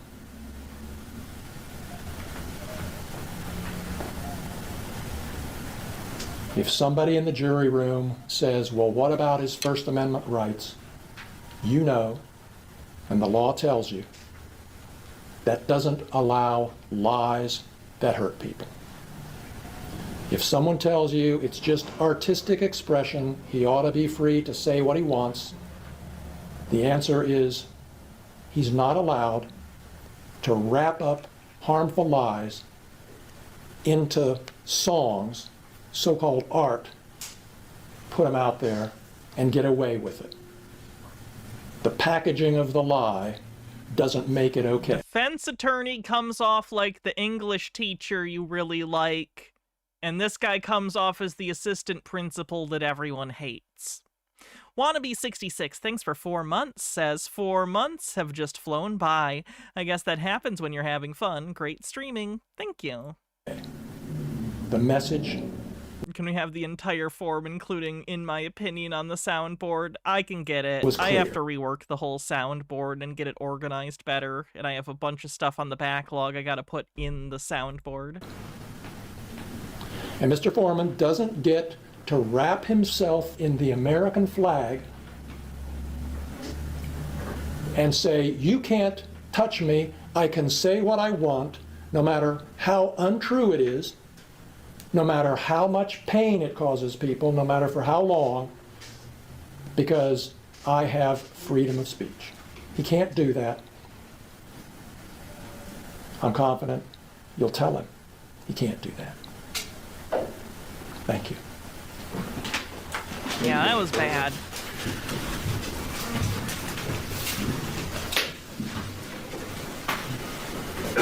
Let me acknowledge Mr. Osborne. Your Honor, I didn't mean to interrupt you. My thing is, I was going to ask before we read the jury instructions if I could use, if we can restroom break for that, because I know it's going to take some time to read them. Everybody's going to stand in their seat and stretch. Nobody's going to leave the room but you. Because you're pretty prompt with that, so go for it. Thank you. Tea break. To account for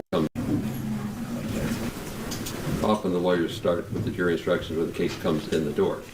Then the court refines the instructions to account for the conduct of the trial. So to the extent that they might have gotten the instructions Hydrate. very quickly this morning, it's not that they didn't know it, it's the refinements, the little tweaks along the way. That's what they're talking about. But I want to thank them because they did good work making it possible for me to get to the point where I can give these instructions to you.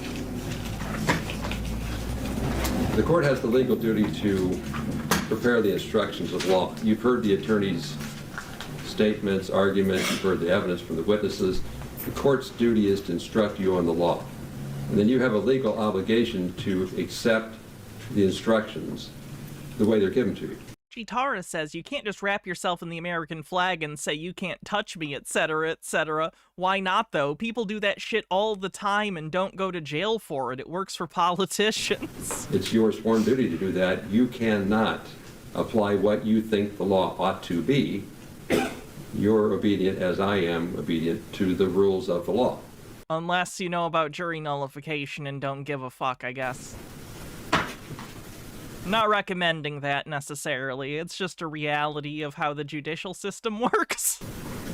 A person who claims that certain facts exist, in this case the plaintiffs, have to prove them, in this case, by what's called the preponderance of the evidence. You've heard me say this before. I'm going to try to go over things you know. But the obligation has been called the burden of proof. Plaintiffs have to prove their facts by a preponderance of the evidence. Preponderance is It's like 51%. more evidence in favor of their position than opposed to their position, tilting the scales in their favor.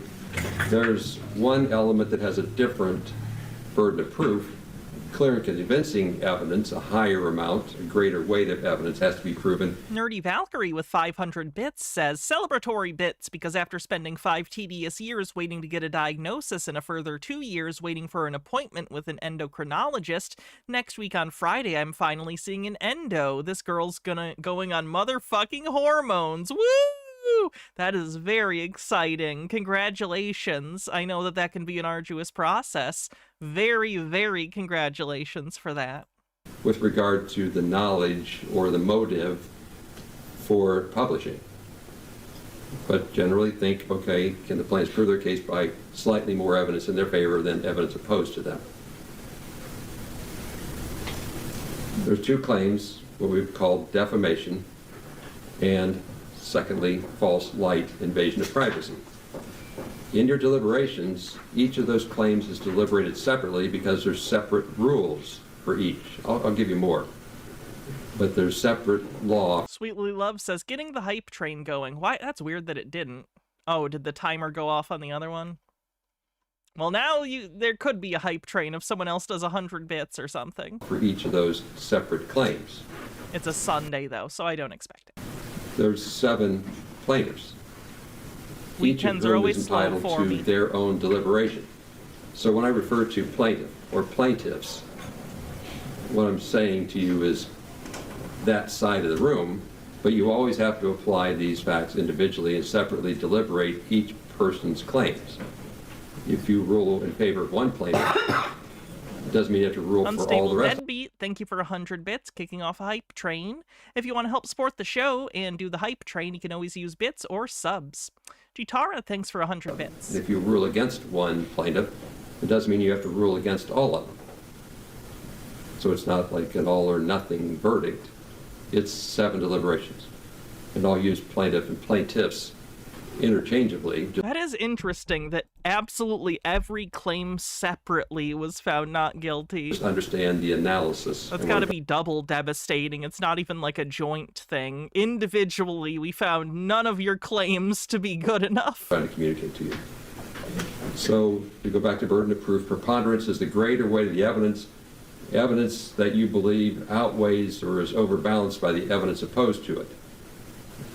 A preponderance of the evidence is evidence which is more probative, more probable, more Benikagami with 40 bits says, may the train railroad this shitty judge. persuasive. It has greater evidence value to you. You look at the quality of the evidence, not simply the quantity. If it was only about quantity, there would be more plaintiff witnesses than defendant witnesses, so you think, oh, just because of the number of witnesses, someone must prevail, when in fact you look at the quality of the evidence. Don't get hung up on which side called the witnesses. Think about the quality of the testimony, what you took from it, regardless of numbers, regardless of where it came from. I'm If we turn Scheffler, thanks for 40 bits. In Says your mind last that there's bits. an Thank equal you. balancing, the evidence opposed to it in favor of it are equal, then the plaintiffs have not met their burden of proof because they didn't tip the scale slightly in their favor. If you could decide a fact or an item in 2 different ways, you have to decide it based upon the facts, not guesswork or coin flips or I don't care. So in those areas where it's hard or it's difficult to resolve, you have to resolve it. You can't leave it up to I don't care and I'll just flip a coin or it doesn't matter. Guesswork's not what you're expected to do. The heavy work of sorting out the facts and deciding which side of the scale they go on is the I don't know what jury instructions generally are like, but it does make me a little sad that it might be needed to say you can't just guess. You have to actually do the work. Oh boy. role of the jury. Now, when we talk about preponderance, slightly shifting, we also Judge, can I point out that my peers wouldn't be this stupid and therefore this jury are not my peers? talk about clear and convincing evidence, a different standard for that one element of motive to publish. Clear and convincing evidence is a higher or greater amount of evidence. You have to be more convinced. Clear and convincing means the evidence produces in your mind a firm belief or a firm conviction that that item is true. So preponderance might be, by example, slightly tipping the scales firmly convinced is more convinced, greater evidence offered by the plaintiffs with regard to the motive or the knowledge of publication. What's the evidence of trial? Evidence is testimony and exhibits. Evidence is direct and circumstantial. People scratch their heads on this, but it makes sense later. That's a Sobson argument, and I've heard it once on Scorpion. In both cases, they got contempt. I've heard other sovereign citizens try that too. These aren't my peers. Direct evidence is when I need other freemen on the land. a Or state nationals, or whatever they call themselves. witness has an Minute left in the hype train. opportunity to see or hear those things about which they testify. I sat here, I watched the jury take their notebooks and write in their notebooks. Direct evidence, an eyewitness. Circumstantial evidence is different. Circumstantial evidence is when you look at the facts and circumstances surrounding something you saw, and then you make a conclusion that something else actually occurred. I saw the jury box empty, I saw the pencils, I saw the notebooks, I saw the end of the day. The notebooks were all open, there were words written there. So it's circumstantial evidence that the jury took notes. I didn't see you take notes. But from the facts and circumstances that I did see, it's a reasonable conclusion of fact that you did take notes. Why do I tell you that? Most evidence came at you both directly and circumstantially. Things that I personally saw, and then things that happened as a result of what I saw. Circumstantial evidence is fair game as much as direct evidence. Direct evidence isn't better. Thanks for the hype You train, might everyone. think it's better when in fact it's not always better, because the witness didn't tell you that they were blind when you thought they saw something, or it was foggy, or the lights were bad. So when you think about the evidence and how to weigh the quality of it, what a person saw, what they heard, what they personally experienced is good evidence, direct evidence. But so is the circumstances around that testimony. They're both fair game. Often people infer that something exists based upon the circumstances. Benigagami with 40 bits says, I'd like to say as a One Piece fan, the live-action One Piece adaptation is great. It does a good job of condensing down One Piece while keeping the spirit of the series. If you've ever been curious about what the big deal is, but are intrigued by the length, or intimidated by the length, rather, live-action One Piece is a great way to check out the series. I've never once been intimidated by the length of anything! Circumstances But I'm not an anime fan, so I'm probably not gonna. But I'm glad people like it. and inferences. I inferred the reasonable circumstantial evidence that you wrote in your notebooks. That's fair. But I'm not allowed to infer, because you took notes, therefore you also did something else. You can't stack an inference that something else occurred on top of something else you thought occurred, on top of something else that could have occurred. The idea here is what we call remoteness. It gets more and more unreliable the more remote you get from the first circumstantial evidence. If you want to say the circumstantial evidence is reliable, great. If you want to infer that that's reasonable, great. But don't stack another, well, now I suppose something else happened, and if that happened, then something else should have happened. It's stacking, it's called remoteness. Then it gets unreliable. With regard to the exhibits, you saw exhibits, there was testimony related to them. Consider whether the exhibits are in fact what they are portrayed to be. You decide what weight, if any, the exhibits have to have when thinking about the testimony involving them. Exhibits in video can speak themselves, but sometimes paper and other exhibits don't. So you have to consider what the witness said in light of how the exhibit was portrayed. Don't make inferences or conclusions based upon the number of exhibits. Remember, I want you to look at the quality, not just simply the number. Like theoretically, the plaintiffs had more number of exhibits than the defendant. Don't care, don't count numbers. Look at the quality, make the content important. You'll have like physical, tangible paper exhibits back there. When you get to the video or the data-driven exhibits, you'll have a computer back there so you can use that to look at the exhibits. There is something very funny about them having to sit in the jury room and listen to some of these music videos. Some of them are like 12, 14 minutes long. So if it never works that way, so I always offer the bailiff services that he can come back and, as you saw, make the technology work. So if you struggle back there with plugging in a thumb drive and finding the drive and then turning it on, we would expect that. I'll tell you how to communicate with us, but just ask for help. We'll send back a very Is this instruction boilerplate? I would imagine much of it is. There might be some specific wording or things that he's putting in there based on the content of the trial, but I imagine a lot of it is. capable bailiff, and he'll save the day. Evidence is not what the lawyers say. You heard opening statements, closing arguments. That's not evidence. It's helpful, it's necessary, it's built into the system, but it's not evidence. If a statement was asked and the question was not answered, there's no evidence from the question. I did that once or twice to show you how it works. Just, you might have thought the answer was going to be yes because the witness was shaking their head yes.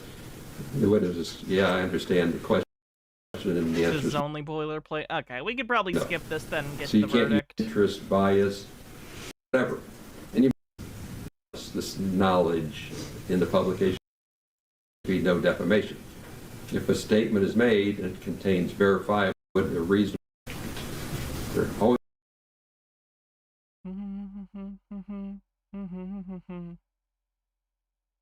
right, but he's big enough to, you don't want to cross him kind of guy. All right, let's get to the Anything you want verdict. me to deal with in the instructions, Mr. Plaintiff? I had two minor issues. So if you take is 6 out of 8, not 8 out of 8. It's the next paragraph down. So I've got 8 jurors. When you go back there, 6 and 2 is a vote in favor or opposed. So you always have to have 3/4. So if you take a vote and it's 6 this way and 2 that way, that's enough votes. It does not have to be unanimous to prove a case. In a civil case, it's 6 out of 8. Not a big deal? Yeah. Did I overforget it? Yes. It's 6 out of 8. So you can have 2 people say, I don't agree, and if 6 people do, that's a verdict. And then the emphasis for the 2 alternates is not only not talking is important, but not talking to the media is important. So if you get hounded, it's anybody in the universe. Because you're still in the panel, and then if the jury reaches a verdict without you, you're going to get a call saying, you're done, and now if you want to talk about it, you can't. Anything else, Mr. Klinger? Nothing from us, Judge. Thank you. Mr. Osborne? Your Honor, I just renew any objection for the record, but nothing else other than that. Fair enough. Overruled. Thank you. Or ruled, depending on what it did. They've returned. There's a few typos. It'll be like 5-10 minutes before it gets you some sets of At least I instructions. thought so. When you look at the instructions, if you have a question about something, read the whole paragraph, not just the one sentence. Like you always think, I want to know more about something. The answer might be 3 words, but read the whole paragraph to do it. So you start your deliberations. We'll get the exhibits back to you, cleaned up sets of instructions. And thank you for your attention so far. Are you taking our lunch order? Okay. Now they're gonna go and come Jury's back. ready. Okay, I appreciate it. They just told me. All that good stuff. So you know more than I know probably, but the jury's ready. That's all I know. That's all I know too. So process-wise, is that they'll bring them out. The verdict forms go to They the- deliberated for 6 hours, roughly. Also. Okay, go ahead and have a seat. So the court was informed the jury reached a verdict, is that correct? Yes. Thank you. So He looks excited in this moment. the court was informed the jury reached a verdict, is that correct? Look at how happy he looks. Do you think his face will remain this joyous? Or do you think it won't? Look at how happy. He's so excited. He's so excited. Look at him. Okay, if he doesn't maintain this, I'll be very suspect of his impartiality. Yes. Thank you. So if you'll hand the verdict forms to the bailiff, he'll hand them to me so I can take a look at them. I looked at the form of the papers, essentially to see if they're properly signed. So that's the next thing that happens. Let him see it. Let him With see it. regard to decorum, I don't expect any responses from anybody. It's been an emotional case. It's been a well-tried case. The lawyers did what they should do. The parties did what they should do. Ashwin, thanks for a 7-stream streak, says I'm finally free of this case. I just want to remind everybody that how the verdict comes out isn't something of public comment. So if you have an emotional attachment to the verdict, don't express it. Wait till you get out of the building before you let your emotions out. So the verdict forms are properly executed and properly completed. Copies will be made available to the He already seems less happy. I assume he's read it at this point. Fenakagami says, that's the face of a villain convinced he's about to win. parties. In all circumstances, the jury finds in favor of the defendant. No plaintiff verdict prevailed. So the matter will be concluded with defense verdicts. He looks so much less happy. Holy shit. Wow, yeah, he really expected the cops to take this one. That's hilarious. Fuck this dude. Thank you, Mr. Klingler. Thank you, Mr. Osborne. Thank you to the court staff and the sheriff Oh my god, the cops too. I'd like to see more of the cops, please. Department for security in the building, and we'll go ahead and stand in adjournment. You're welcome. Beautiful. Go ahead and relax, whatever it is you need. Have them go back into their room. If you guys don't mind to hang out in there for a little bit, I can get you. Sir, everybody is excused. And now I don't have to think about Afroman ever again. That's what we're waiting for. Literally, that's what we're waiting for. That's crazy. I know there was an interview with a juror.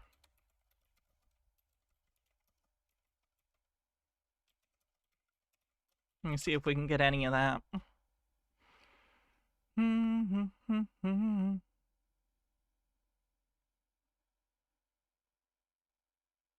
Was this the one? Job.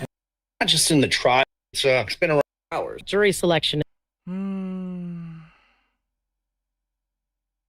It was on this stream originally, I believe. They did an interview with Afroman's attorney and with a juror. So let's listen to a little bit of the juror one. And then when we're done here, we are going to be doing the patron and YouTube member-only stream. We're going to be taking a look at some of the conspiracy theorists we don't cover on regular stream anymore.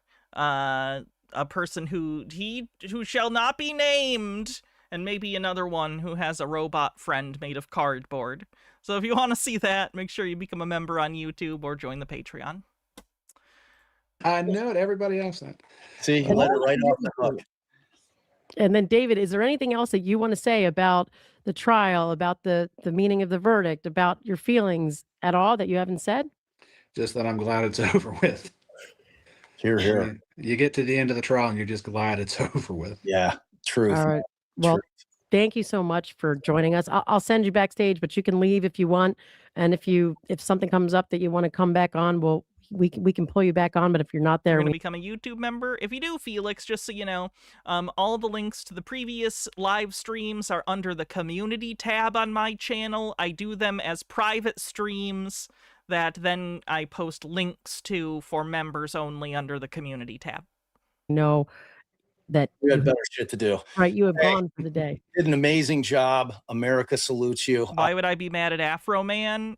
I don't agree with him politically on things. I salute you as a fellow attorney. I just admire your work, and I thought you did a great thing for the American citizen. So well done. Well, thank you guys. All I ever wanted to do is do my best for my client and represent him, which was my job. So, well, you did a damn good job. Oh, not me? Okay. thank you. Thank you very much. We David appreciate it. Osborne, give him a round of applause as he leaves. Thank you, David. We appreciate your time, brother. Thank you. You guys take care. All You right. too. Oh, the person in chat on YouTube, I see. All right, Anonymous, we have so many questions for you. I'll do my best. Yeah, it was exciting. We were setting this up. So, like we had gotten David to agree to come on the show. This is from the channel Defense Diaries podcast, by the way. And same day, we realized that we had a mutual acquaintance / friend. And we were just like, wow, that's amazing. So as people can hear, you've decided that we're not going to obviously show your image, but you weren't as concerned so much anymore about disguising your voice. So just so people understand that, because originally I think there was some concern from, the family. My family had concerns. I didn't. Not, I mean. Yeah, I I mean, there's a think lot any of those cops are bad guys that anyone would need to fear their lives over. Not that I picked up anyway. Yeah. All right. So let's start digging in, because like David was saying, it's usually the same thing. Like Allie and I, after a trial, might like hang around the courthouse, hoping to run into a juror afterwards. Win or lose, we always like to get feedback. Was it there's something? Did I annoy the shit out of you? Did Allie annoy you? Did we ask too many questions? Did we not ask a question? All that kind of stuff.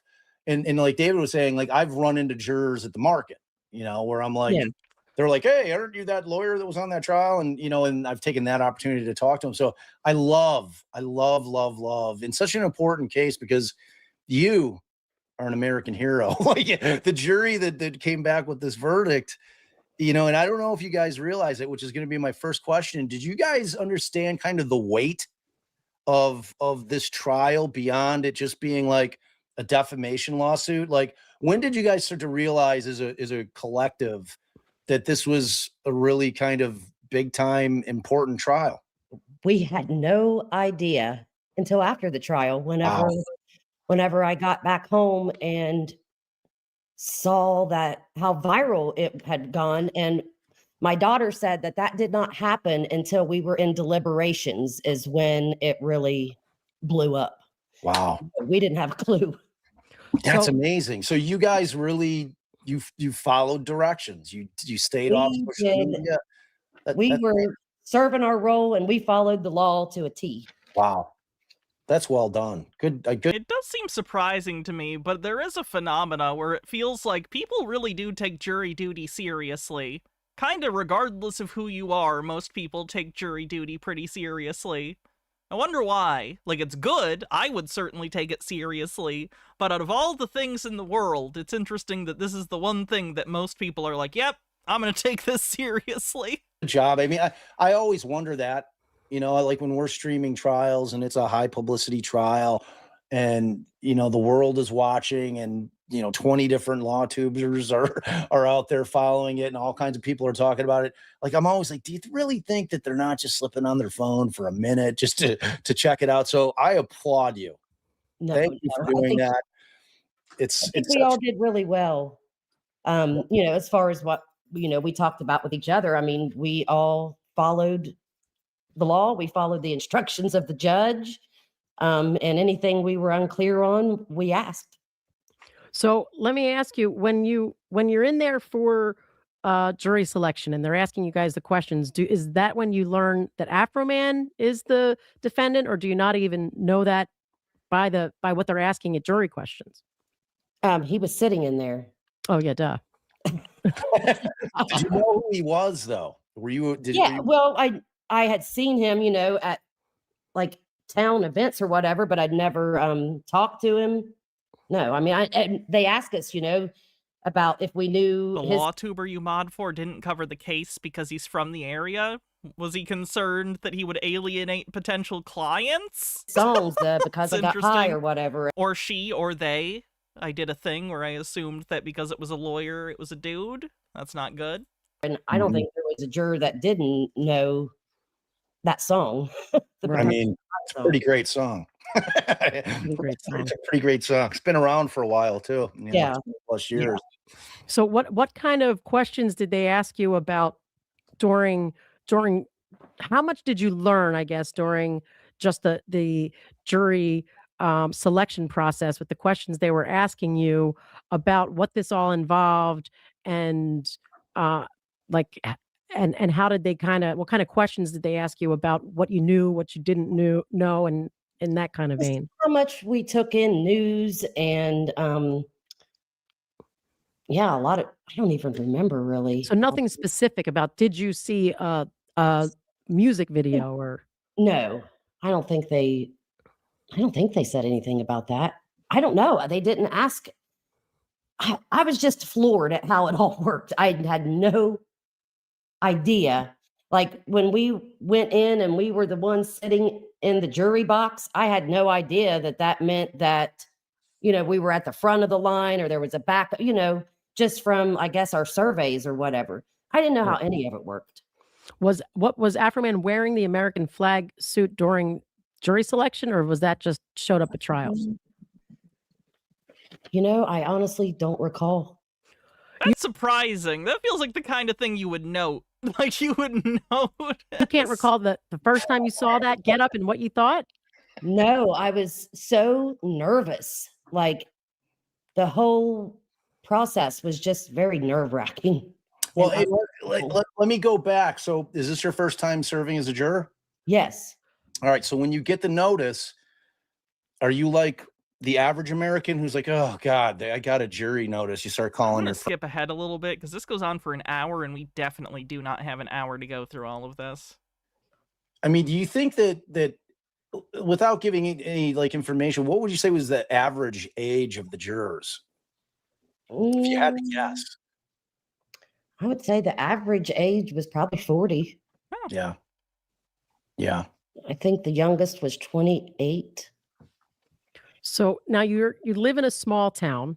So during jury questioning, how many people I understand everybody knew and recognized the defendant. So let's just focus on the plaintiffs. Were there many jurors who knew the plaintiffs, and did any of them end up on the jury? I think everyone had seen him at some point, either at one of their kids' events or something, but and we didn't know. We didn't know that it was such a big deal. The courtroom wasn't packed. There was only a few people outside. I mean, if it was going to be this big of a deal, I guess I would have expected more people, more news agencies or whatever. I mean, it sure didn't seem like that when we were in there. So you heard us talk a lot with David about how the judge seemed to There we go. treat him, some of the comments that the judge made. And obviously I'm not expecting you to speak for the jury, but from your own perspective, Reptilian Dueler, thanks for 26 months, says, keep it up, Hannah. You da bomb. Thank you. did that make you feel like the judge was against the defense? Did it make your eyebrows This is the part I wanted to hear. go up? I mean, there was definitely some tense moments, but as jurors, we just stayed focused on the facts and the evidence and the judge's instructions. And also none of us knew how court was supposed to work. Is the judge supposed to like keep telling you things throughout? I mean, I didn't know how bad that was until afterwards. And then I saw a lot of TikTok lawyers and stuff talking about how messed up they thought it was or whatever. But So let me ask you, because we as lawyers, we always worry that when a judge chastises us in front of the jury, when a judge tells the jury basically this lawyer is doing it wrong, that the jury is just going to be like, well, this lawyer must really be screwing up because this judge keeps saying something. And on the flip side, a lot of people say, well, jurors can sense that when a judge is being a little bit too harsh with one side or the other. For Absolutely. you, which way did you take it? hang on. I mean, I don't want to say, I don't want to bash a judge or anything, but You were just on a case where it was determined that you can absolutely bash public officials. Go for it. I mean, it did seem like he was on, like he had something against, the defendants or something, but I mean, it didn't factor into our decisions, I mean, Right, no, I understand it, that it wasn't part of your thought process with deliberations, but just the way you perceived it in general in the moment that it was happening. yeah, well, it was one of those things where you could just feel it. It felt uncomfortable. Yeah. That's the way I would describe it. Is just felt a little tense, just a little bit uncomfortable. But like I said, again, we didn't know how this was supposed to work, how a judge was supposed to act, or Right. so. Yeah, which makes total sense because you're not going to know, like as a layperson, if you're not an attorney, what's improper for a judge to be doing and whether, so it's like, yeah, I understand that part of it. In terms of when you guys get back into deliberations, you select a 4-person, right? Did you guys kind of vote on who would be the 4-person? And And in terms of the deliberations, did you guys do like a what we call a straw poll where you kind of go say, well, where's everybody at? Like coming in? Because Yes. you guys weren't talking, right? Like during the trial. That's No. you can't. So you guys did your straw poll, and where was it initially? What do you mean? Where was what? Well, at the beginning, where were you guys in terms of whether you're going to find them liable? Like as to each count was, I guess what I'm getting at is was there a split? Like, did you guys have to like really deliberate? Did some people have to be talked into certain things, or how did that deliberation go? No, it was everyone did a good job of playing devil's advocate, and that doesn't answer the question, though. We even the ones that we didn't think for sure right off, just from everything we could remember without looking at our notes or anything, there were, I think 4 that but we still went over our notes. Everyone read their notes, and we went through. I'm sorry. I just forget how bad the average person is at articulating themselves, especially on the spot when they know they're being listened to, like on camera or something. But holy fuck. Every piece of evidence and the law was laying in front of us, and we just checked off everything as we went. So let's start with the ones that that were more easily decided as far as not liable. Was how did you guys think of what was the feeling on the theft, on the they stole my money counts?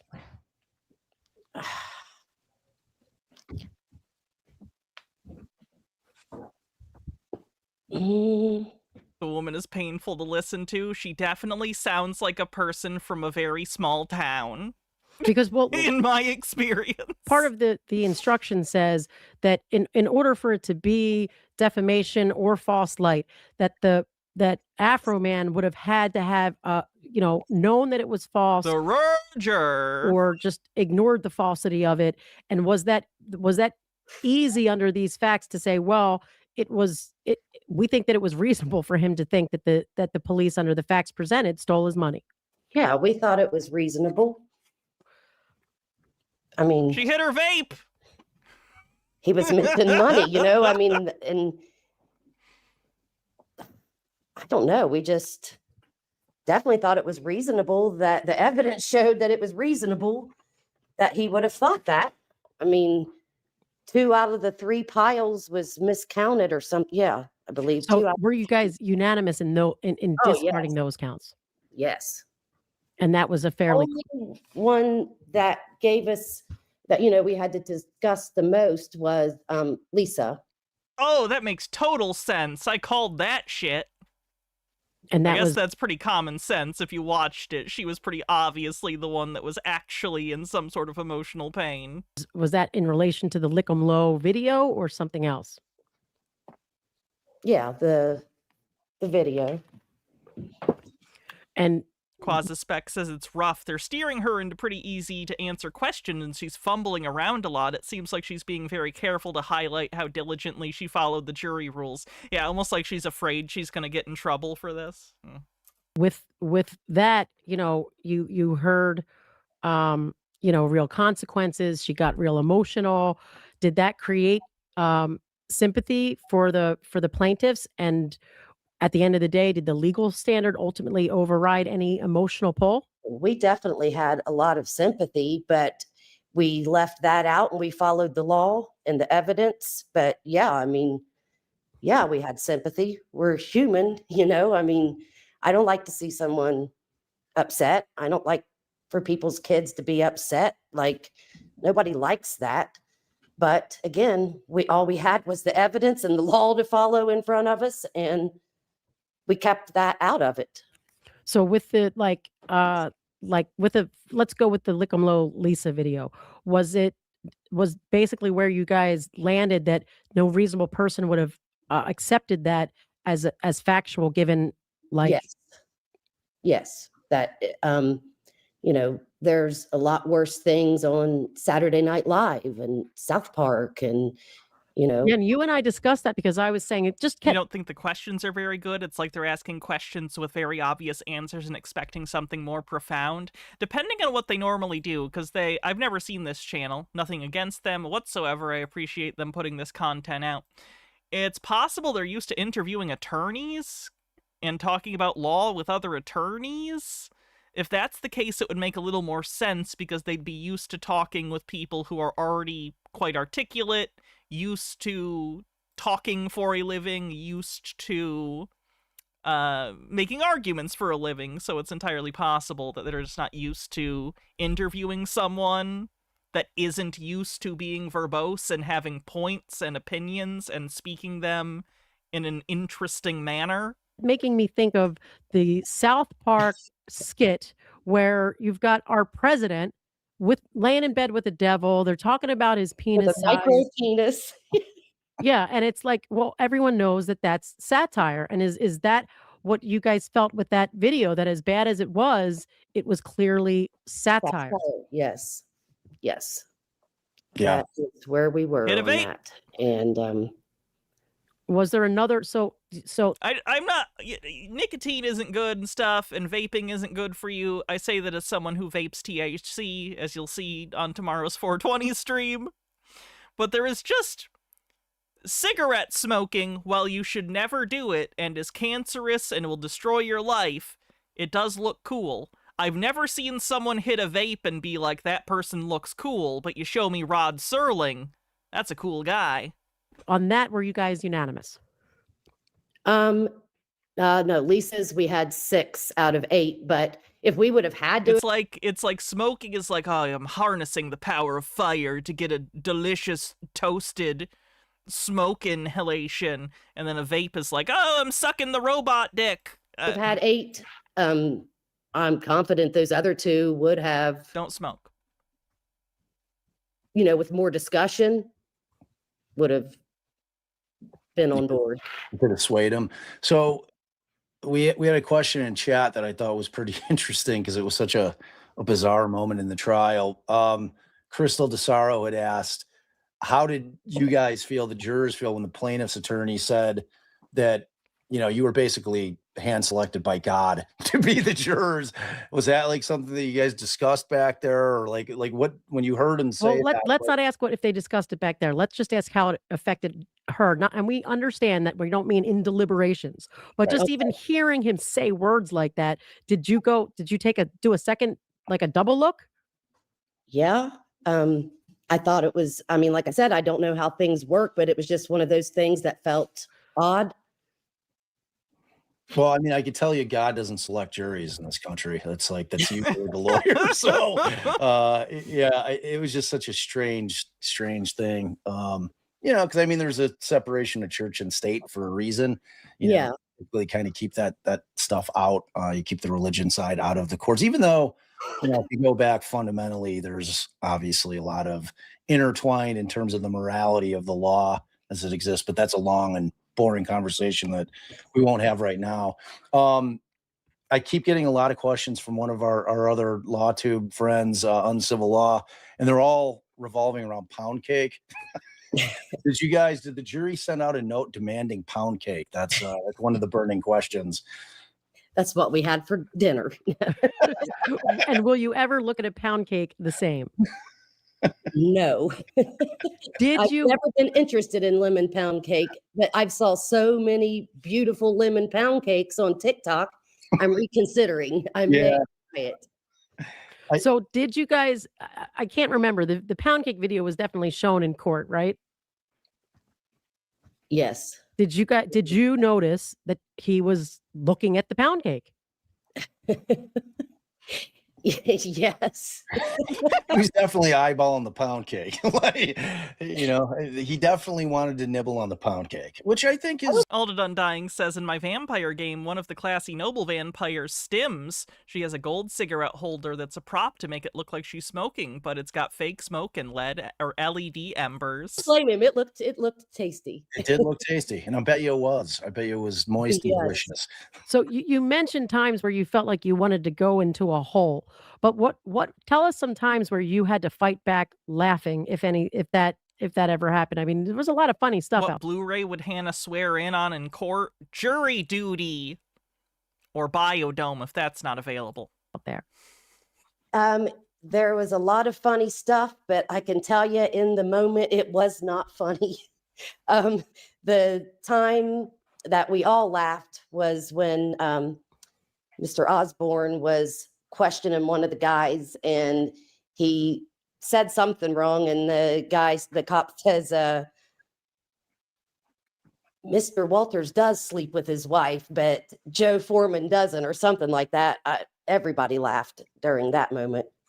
There was a couple times that like everyone laughed, and the judge didn't seem to have a problem with it. But no, in the moment, I didn't I didn't have any problem not laughing.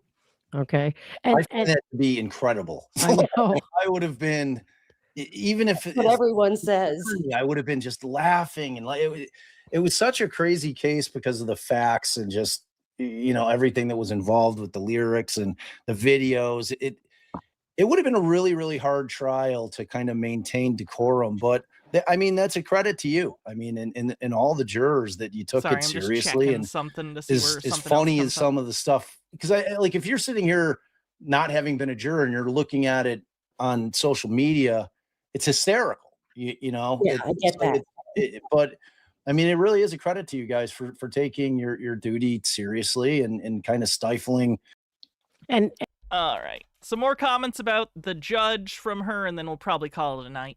This was, and then when he came up with those numbers, yeah, I mean, I think, I'm not going to speak for everybody, but I know I was shocked. Yeah, it's a lot of dough. Yeah, smile. Thanks for following. Yeah, it's a lot. Yeah, no question about it.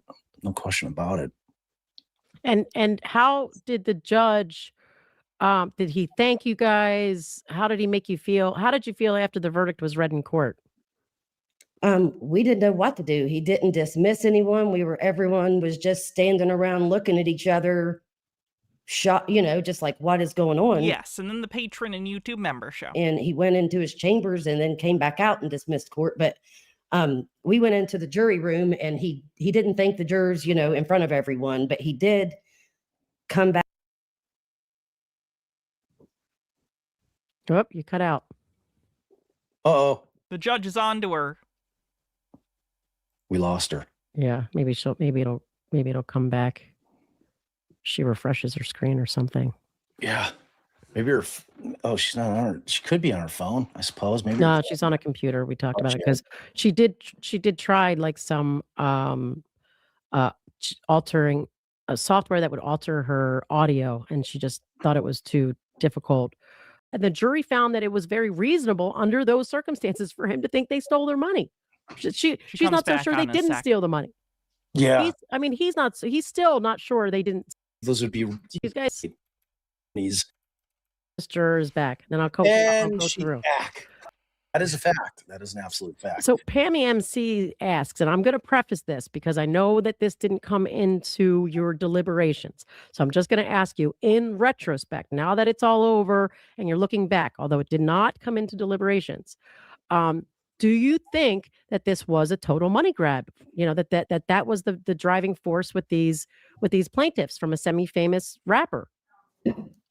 I mean, it's crossed my mind. Back and told us thanks, and here it is. I think was, what did the judge say to them? That's what cut out. So once he said stuff to you, what did he say?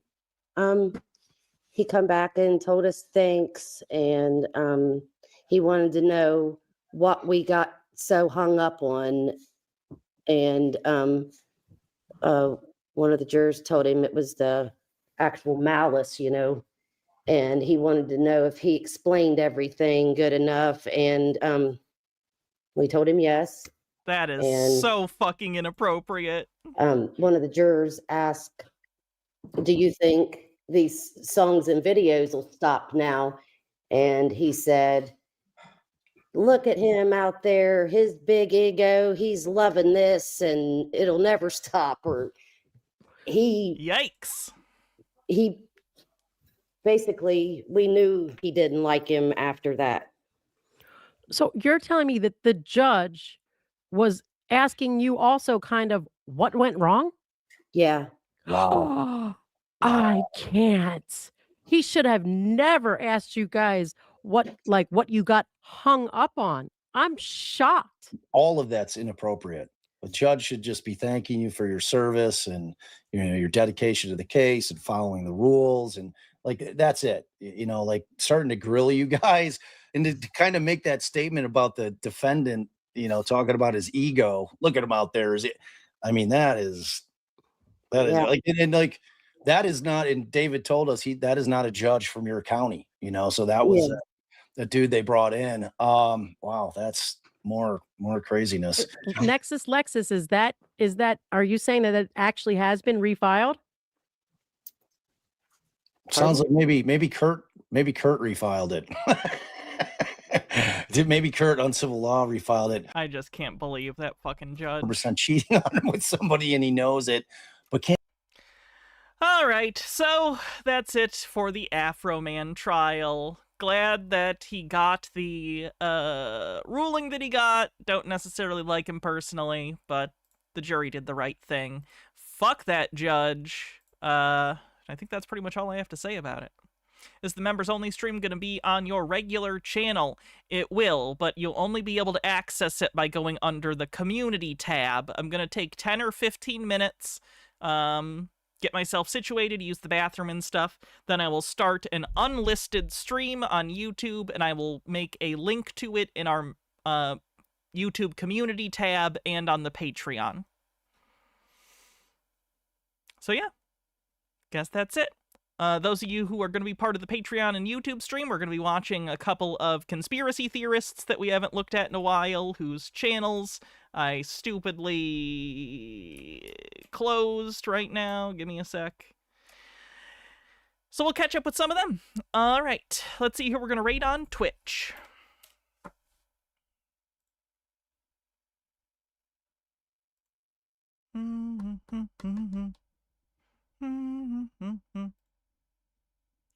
How tall? All right. Have a great night, everyone. I will see members and Patreon members soon. Otherwise, I'll be back tomorrow to do a 420 stream in the afternoon. See you then. Doon, doon, doon, doon, doon, doon, doon, doon, doon, doon, doon. Bye, everyone.